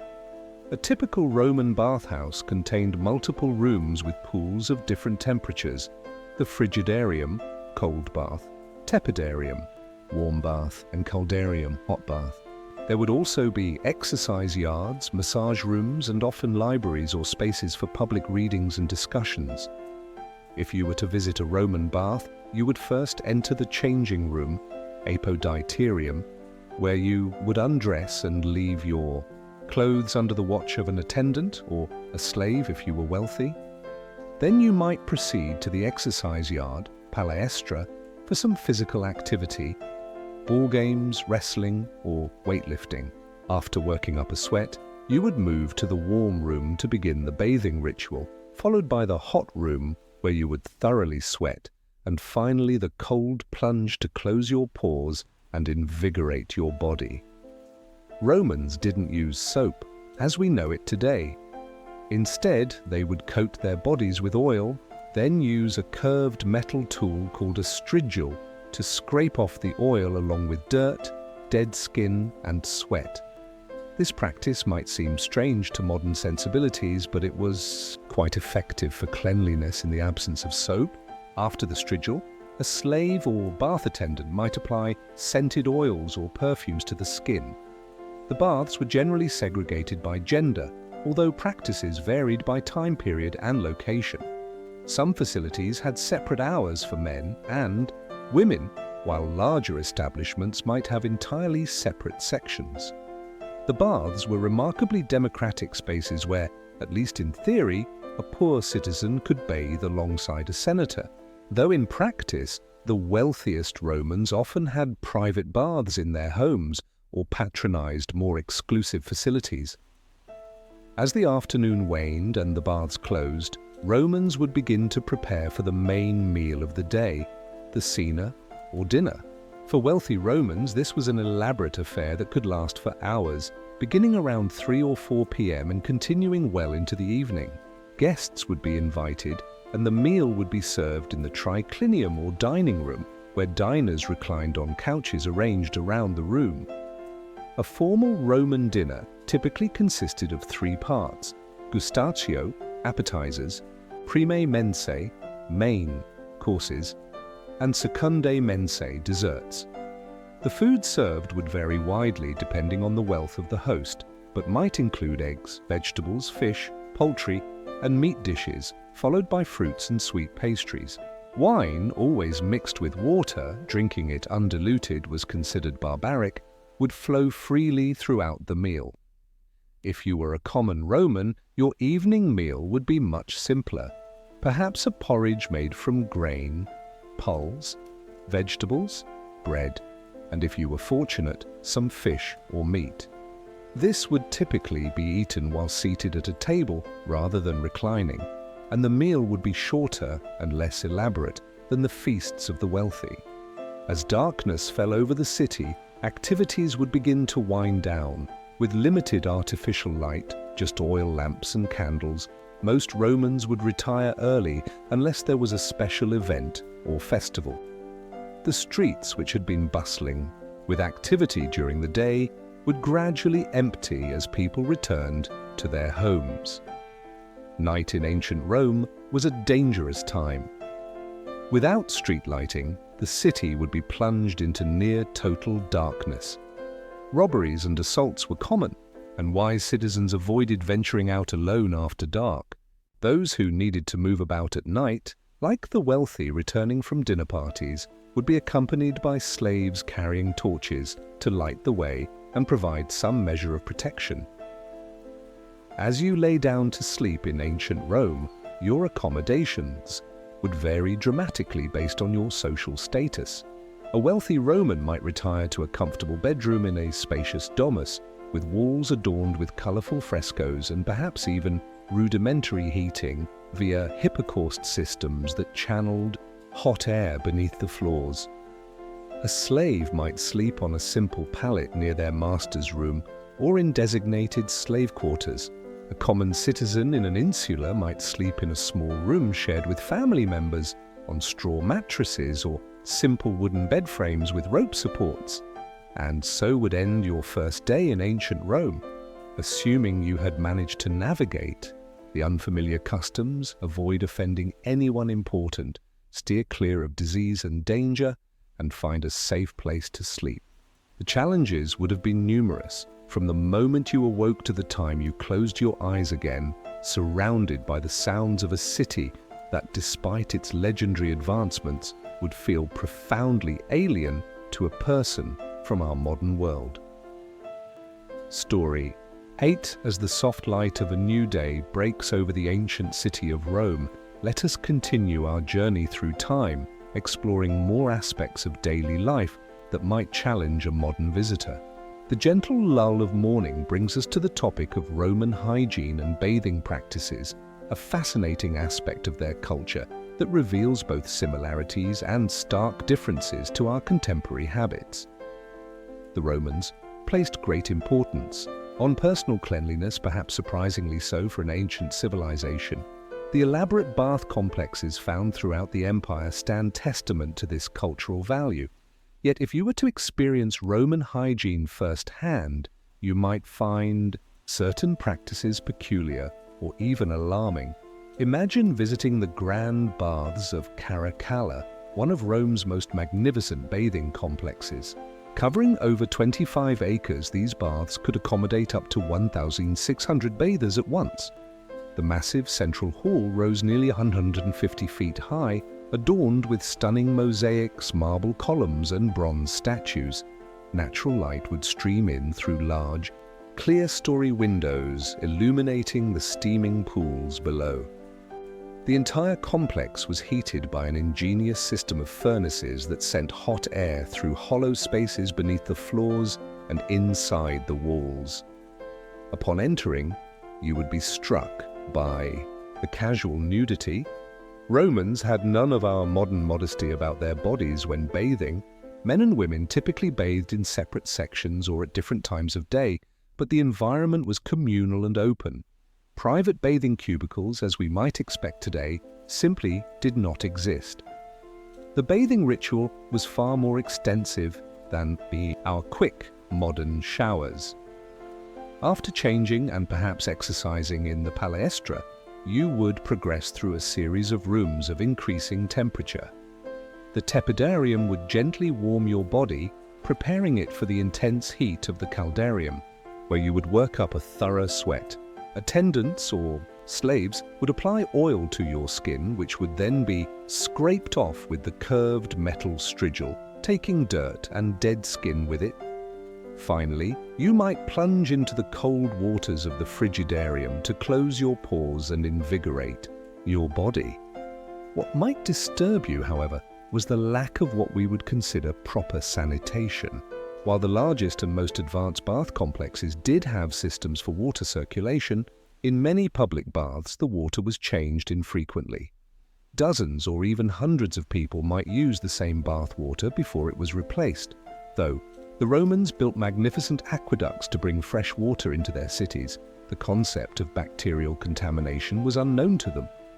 Moreover, the communal nature of the facilities extended to the latrines as well. Roman public toilets typically featured long marble benches with holes cut into them, arranged in rows facing each other. Users would sit side by side, often engaging in conversation as they attended to their needs. There was no privacy, and instead of toilet paper, Romans used a sponge on a stick called a tessorium that was rinsed in running water, or a bucket. Between uses and shared by all meant a practice that would horrify modern sensibilities and public health officials alike. After your bath, you might notice another difference from modern hygiene practices. Romans did not use soap as we know it today. Instead, they relied on oils to clean their skin, followed by the mechanical action of the strigil to remove impurities. For special occasions, they might apply perfumed oils or powders, but these were used more for masking odors than eliminating them. Deodorant, as we understand it, did not exist. Dental hygiene presented another challenge. Without modern toothpaste or toothbrushes, Romans cleaned their teeth with abrasive powders made from ingredients like crushed bones, oyster shells, or even powdered mouse brains mixed with honey. Some used twigs with frayed ends as primitive toothbrushes. Wealthy Romans might have their teeth cleaned by skilled slaves or visit specialized teeth-cleaning slaves available in public areas. Despite these efforts, dental problems were common, and many Romans suffered from tooth decay, gum disease, and eventual tooth loss. As the sun climbs higher in the sky, let us turn our attention to another fundamental aspect of daily life: the Roman diet and eating habits. If transported to ancient Rome, your palate would need to adjust significantly to the flavors and dishes commonly consumed. The Roman diet varied greatly depending on social class, geographic location, and the era within the empire's long history. However, certain staples remained consistent. Grain, primarily wheat and barley, formed the foundation of most meals, typically consumed as bread, porridge, or pancakes. Bread was ubiquitous, eaten by Romans of all social classes, though the quality varied dramatically. The poor might eat rough brown bread made from bran, while the wealthy enjoyed fine white bread made from the purest wheat flour. Alongside grain, olives, and olive oil were fundamental to the Roman diet. Olive oil served not only as a cooking medium but also as a condiment, lamp fuel, and skin moisturizer. Romans consumed it in quantities that might seem excessive by modern standards, using it liberally in almost all cooked dishes. Wine was the universal beverage, drunk by all social classes, though again with variations in quality. What might surprise you is that Romans rarely drank wine undiluted. They considered this practice barbaric and associated it with uncivilized peoples. Instead, wine was typically mixed with water in varying ratios depending on the occasion and the desired effect. Specialized wine cups with measurements helped in achieving the proper mixture. If you were a common Roman, your diet would be predominantly vegetarian, not by choice, but by economic necessity. Meat was expensive and consumed regularly only by the wealthy. Your protein would come primarily from legumes, beans, chickpeas, and lentils, which were so important to Roman cuisine that several prominent families took their names from them, like Cicero, derived from cicer, meaning chickpea. Vegetables formed a significant component of the Roman diet, with cabbage being particularly prized for its supposed medicinal qualities. Romans also consumed a variety of fruits, nuts, and dairy products, particularly cheese made from sheep's or goat's milk. Fish and seafood were more common than meat for those living near the coast, with garum, a fermented fish sauce, being a ubiquitous condiment used to enhance flavors much as we might use salt today.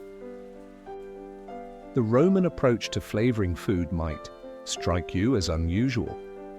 Sweet and savory were not clearly delineated categories, and honey was often used in meat dishes. Spices were used in combinations that might seem strange to modern tastes, with a particular fondness for the herb silphium, now extinct, and asafoetida, both of which have strong, distinctive flavors. Romans also used a wide variety of herbs, including lovage, mint, celery seed, and coriander. Perhaps most alien to modern tastes was the Roman fondness for garum, the fermented fish sauce mentioned earlier. Made by layering fish intestines with salt and allowing them to ferment in the sun, garum had an intensely savory flavor profile somewhat comparable to modern Southeast Asian fish sauces, but likely even stronger. It was used in nearly everything, from simple vegetable dishes to elaborate meat preparations. The smell during production was so overpowering that garum factories were typically located outside city limits by law. Dining customs would also seem foreign to you.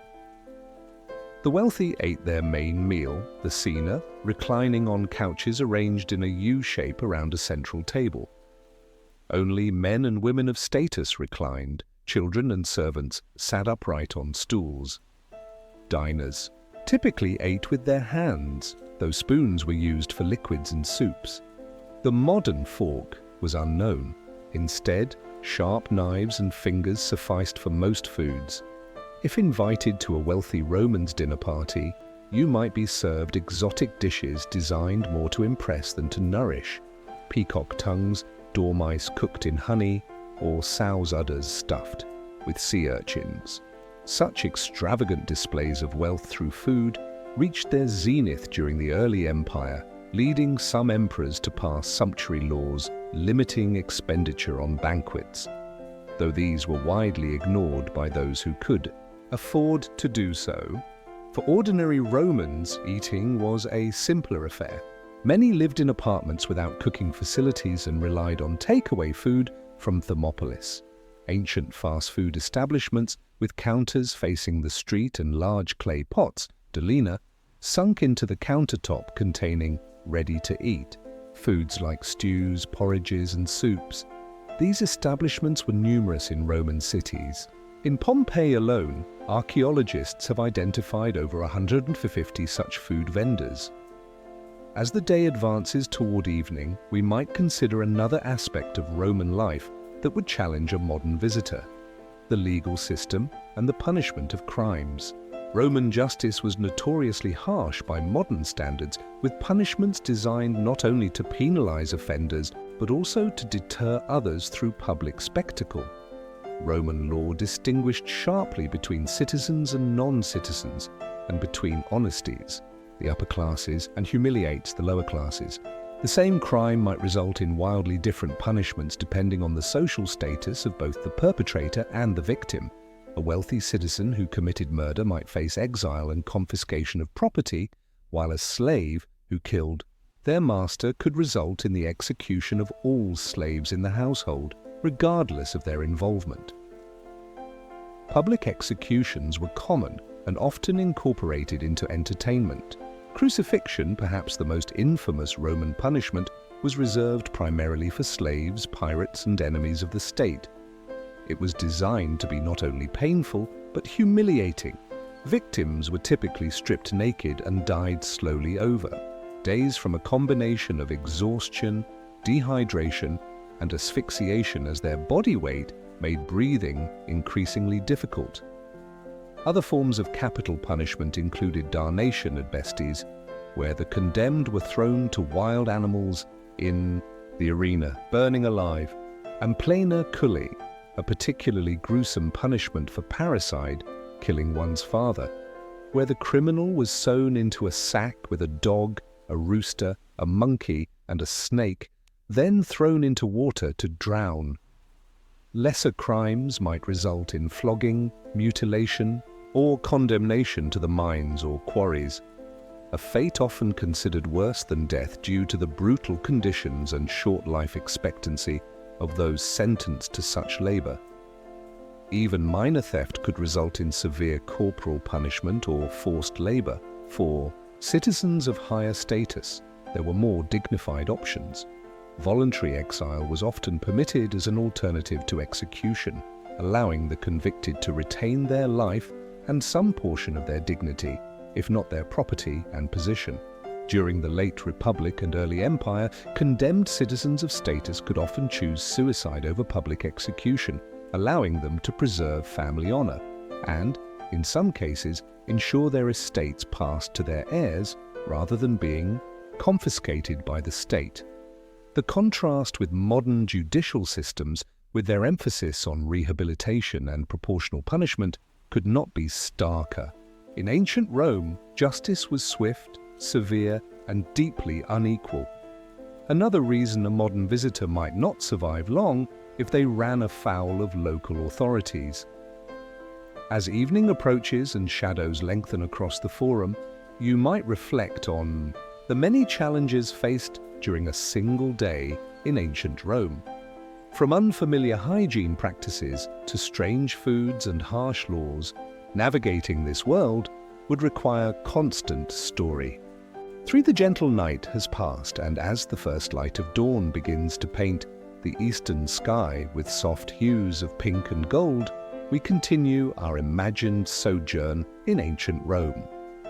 Today, our journey takes us into the very fabric of Roman daily life, the homes where Romans lived, loved, prayed, and persevered. These residences, from grand villas to precarious tenements, mirrored the vast spectrum of Roman society, its splendor and its struggles. If fortune favored you and you were born into or earned a place among Rome's wealthy elite, you might dwell in a domus, a single-family home of architectural elegance and symbolic significance. These homes, often passed down through generations, were constructed with inward-facing designs. From the street, their exterior walls appeared plain and almost fortress-like, punctuated by a single doorway, the ostium, and perhaps a few small, high-set windows. This architectural choice reflected Roman values, a prioritization of privacy and inner beauty over public display. Upon entering through the narrow entrance corridor, forces, you would emerge into the atrium, the heart of domestic life. This spacious central hall had an open roof, compluvium, that allowed both natural light and rainwater to enter. The water collected in a shallow pool below called the impluvium, often lined with marble and surrounded by decorative columns. It was not merely functional. It symbolized abundance and the family's connection to nature and the divine. Encircling the atrium were various important rooms. The tablinum, an office or reception area where the master of the house conducted business or greeted clients. The triclinium, or formal dining room where elaborate feasts were held in a reclining posture around 3 couches. The cubicula, or bedrooms, typically small windowless chambers for sleeping and storing personal items. Beyond the atrium in larger homes, one might find the peristylium, a private colonnaded garden adorned with statues, fountains, and carefully tended plants. This space offered a peaceful retreat and a glimpse of natural beauty in the heart of a bustling city. Every surface of a domus spoke of wealth and taste. Walls were painted with frescoes, vibrant murals that depicted mythological tales, pastoral scenes, or elaborate architectural illusions that gave the impression of open vistas. Floors featured intricate mosaics crafted from thousands of colored stone or glass tesserae, forming geometric patterns or detailed images of gods, beasts, and banquets. Furniture, though sparse by modern standards, was carefully chosen. Low couches, with bronze legs, small tables, ornate wooden chests, and oil lamps were common features. Luxuries such as bronze mirrors, marble basins, and imported silk or Egyptian linen were signs of opulence. Perhaps the most spiritually resonant element was the lararium, a shrine located in the atrium or kitchen. Here, the family honored the lares and penates, household gods, and the genius of the pater familias, the family's male head. Offerings of food, wine, or incense were made daily. Religion was not an isolated aspect of life, but infused every domestic. Routine from meals to decisions, yet even the most lavish domus lacked many amenities modern visitors would expect. Running water, where available, was a privilege. Homes with plumbing were connected to Rome's intricate aqueduct system, feeding fountains, cisterns, and occasionally indoor latrines or baths. But even among the wealthy, daily bathing typically occurred in public baths, which doubled as social centers. Not all domus owners enjoyed palatial grandeur. Middle-class Romans, such as successful artisans or merchants, might own more modest homes, simpler, smaller versions of the elite domus, with fewer rooms, less elaborate decoration, and fewer servants. Nevertheless, the domus format emphasized order, hierarchy, and domestic pride across the classes. However, the vast majority of Rome's population, laborers, freedmen, immigrants, and the urban poor, lived in insulae, the Roman equivalent of apartment buildings. These tenement-style structures housed entire families in cramped quarters and epitomized the challenges of daily life for common Romans. Constructed hastily and often poorly, insulae rose as high as 6 or 7 stories. Made from brick, timber, and early forms of concrete, they surrounded narrow courtyards and were susceptible to fire, structural collapse, and unsanitary conditions. In response to multiple urban disasters, emperors like Augustus and Nero attempted to enforce height limits and building codes, but enforcement remained lax. A standard insular apartment was a dim, often overcrowded room or two. There was little privacy. Thin walls transmitted every noise from neighbors, and shared courtyards echoed with vendors, children, and tradesmen. Running water and sewage connections were rare, especially above the ground floor. Most residents fetched water from public fountains and relieved themselves in communal latrines or used chamber pots emptied into streets or designated waste containers. Upper floors, which were cheaper, had worse living conditions: steep, narrow stairs, limited access to water, and lethal fire risks from braziers used for cooking and heating. Roof tiles trapped summer heat, while winters brought biting cold and dangerous drafts. Sanitation was a public hazard. While Rome boasted the impressive Cloaca Maxima, one of the world's oldest sewer systems, it served the city centre and elite residences, not the average insular. Waste management was ad hoc at best. Laws prohibited tossing refuse from windows, but violations were frequent.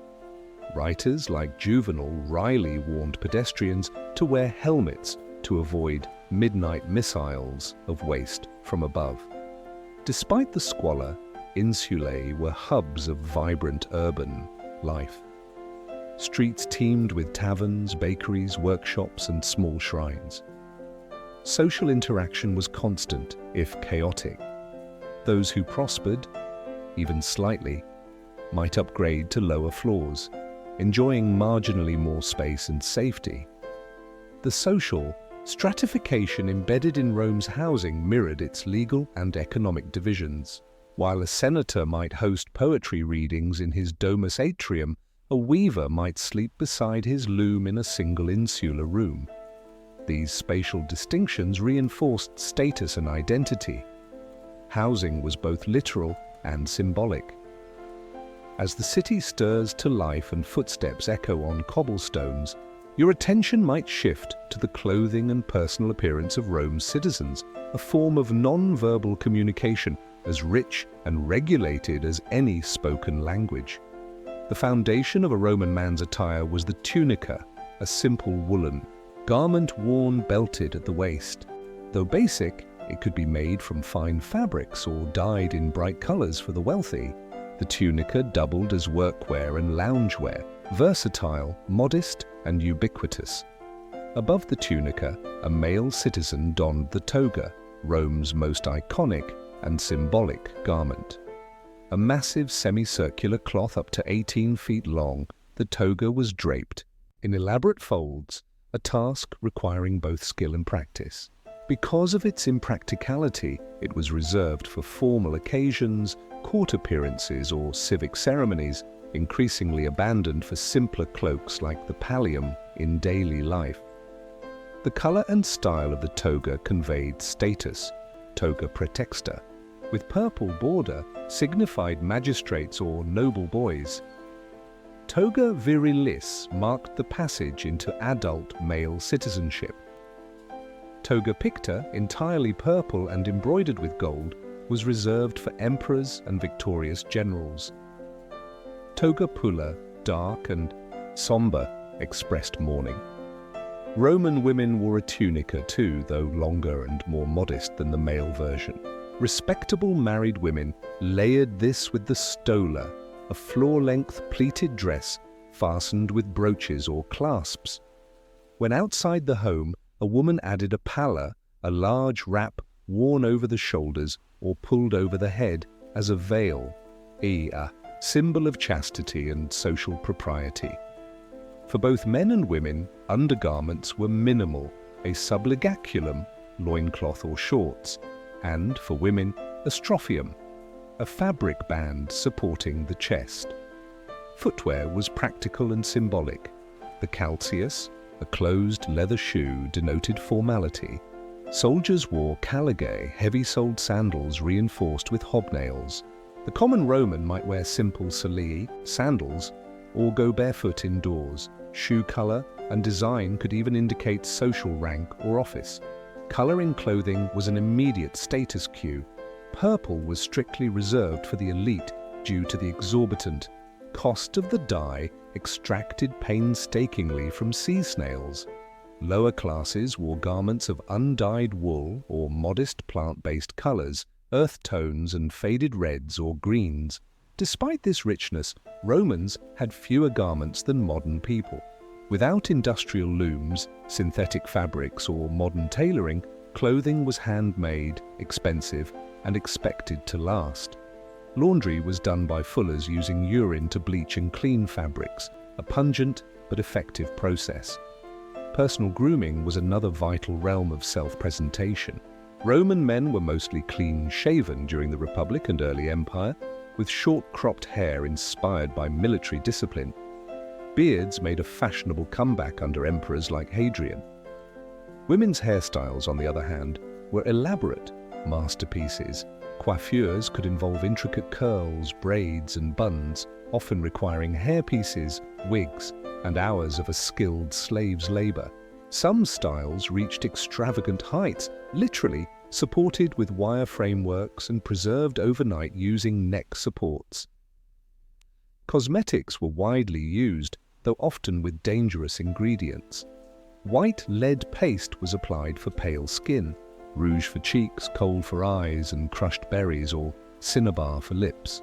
Hair removal creams and perfumes made from exotic resins and flowers added finishing touches. In the streets of Rome, status was on display from head to toe, not just in wealth, but in fabric, scent, posture, and presentation. Social mobility was limited, but self-expression through appearance was a powerful tool. As we wander back into the rhythm of ancient Rome, the architecture and clothing remind us that beneath the stone and silk were real people, navigating a complex world, not so different from our own in spirit, if vastly different in form. Beauty, status, and slavery in ancient Rome, a glimpse into daily life. In the grand mosaic of ancient Roman civilization, beauty, status, and social roles were not merely personal choices or private matters. They were public declarations of identity and power. The way one dressed, groomed, adorned, or carried themselves could speak volumes about their place in the world. Nowhere was this more evident than in the distinctions seen in hairstyles, cosmetics, and jewelry, which reflected not only personal taste but also rigid societal hierarchies and cultural norms. Beneath this highly visual system of appearance lay the often unseen hands of slaves, indispensable yet invisible, whose labor made the entire spectacle possible. Elaborate hairstyles, artistry, and class in contrast to the relatively simpler grooming practices of Roman men. Elite Roman women often adopted elaborate hairstyles that were veritable works of art. These constructions could be towering creations of curls, braids, and twists, some reaching architectural complexity. Particularly during the Flavian and later imperial periods, fashionable women among the aristocracy favored hairstyles that incorporated intricate patterns, rolls, and even frameworks to elevate the hair high above the head. These structures were not purely natural.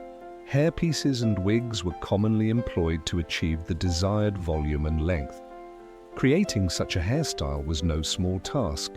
It could take several hours and required the steady hands of skilled slaves trained specifically in the art of hairstyling.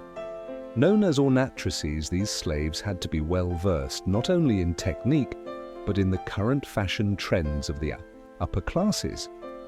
The physical strain of maintaining these hairstyles was significant as well. To preserve these styles for multiple days, women often slept with their necks elevated on wooden or ceramic headrests, a practice borrowed from earlier cultures such as Egypt. The hairstyle was not just a matter of personal beauty, it was a visual signal of status, leisure, and wealth. Only those with substantial means could afford to dedicate such time and resources to their appearance, and the ability to do so communicated loudly and clearly one's position in Roman society. Cosmetics.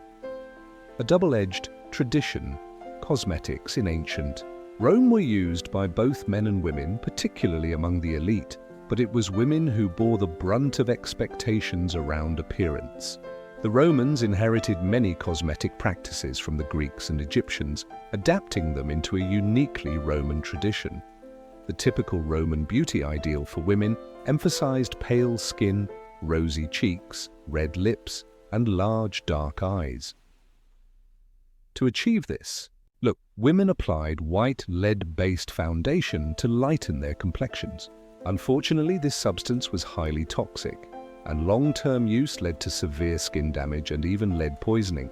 Cheeks were colored with rouge made from red ochre or cinnabar. The eyes were accentuated with kohl, a dark powder derived from antimony or soot, and applied with a thin stick or brush. Lips were reddened with plant-based dyes or mixtures containing iron oxide. Unwanted body hair was often removed using depilatory pastes made from resins, pumice stones, or even a form, a primitive waxing. Scented oils and perfumes played a dual role. They served aesthetic purposes and masked body odors in an age when frequent bathing was not common, especially for the lower classes. Though cosmetics allowed elite women to present a polished and refined exterior, they also reflected the pressures and dangers associated with maintaining beauty under societal expectations. The extensive use of harmful substances underscores the extreme lengths to which some would go to achieve and maintain an idealized appearance. Jewelry, symbols of wealth and identity.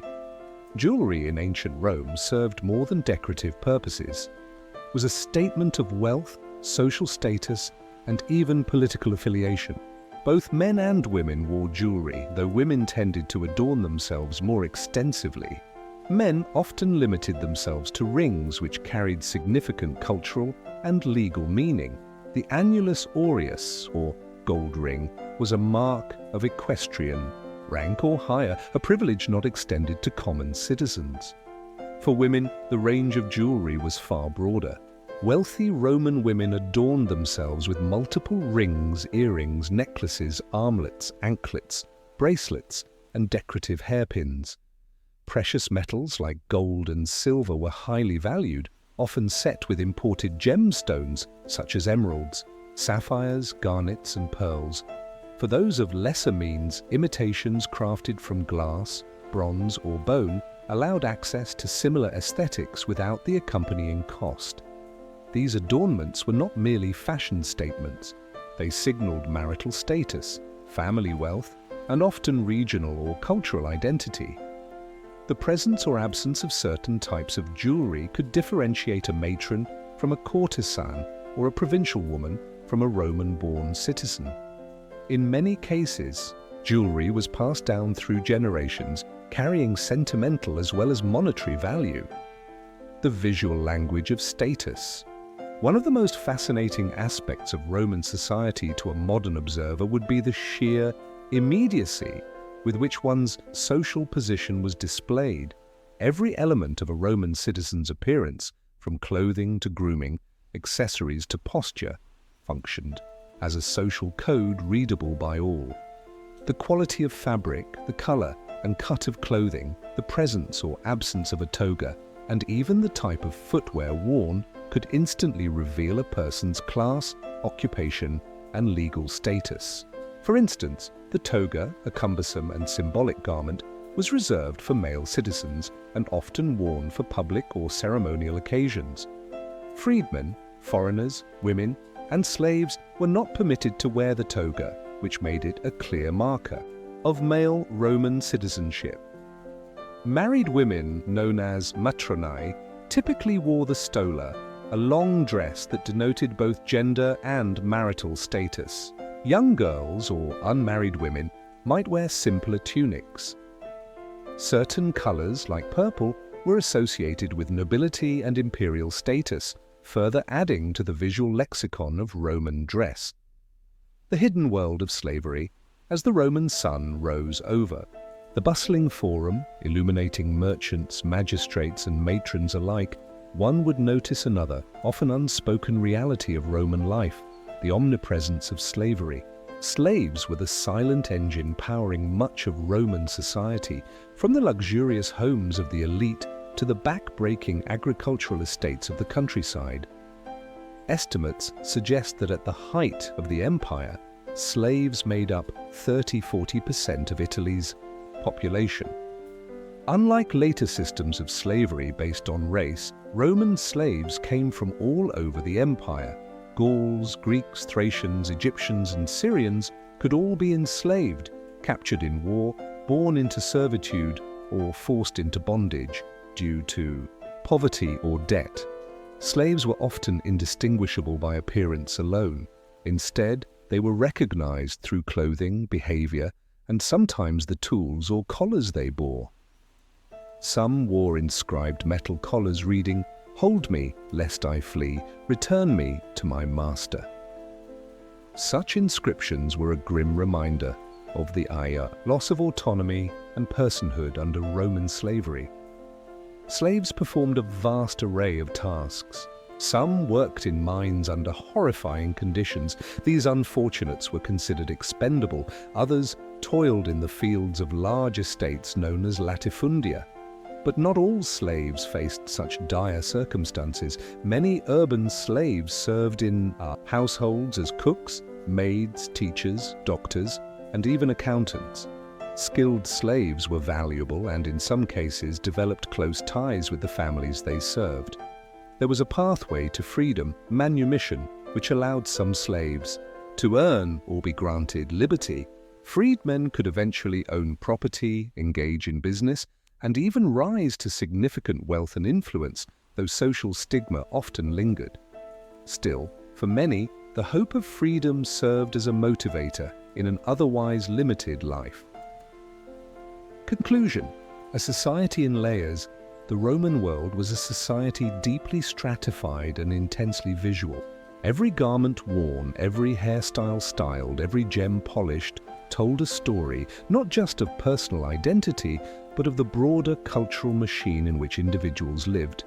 Beauty rituals, status symbols, and even slavery were all interwoven into a single social fabric, meticulously maintained and rigorously enforced. While modern sensibilities may struggle with the overt class distinctions or the normalization of human bondage, understanding these practices gives us a richer perspective on how the Romans saw themselves and how they communicated who they were to others. In Rome, appearance was more than vanity. It was identity, politics, and survival.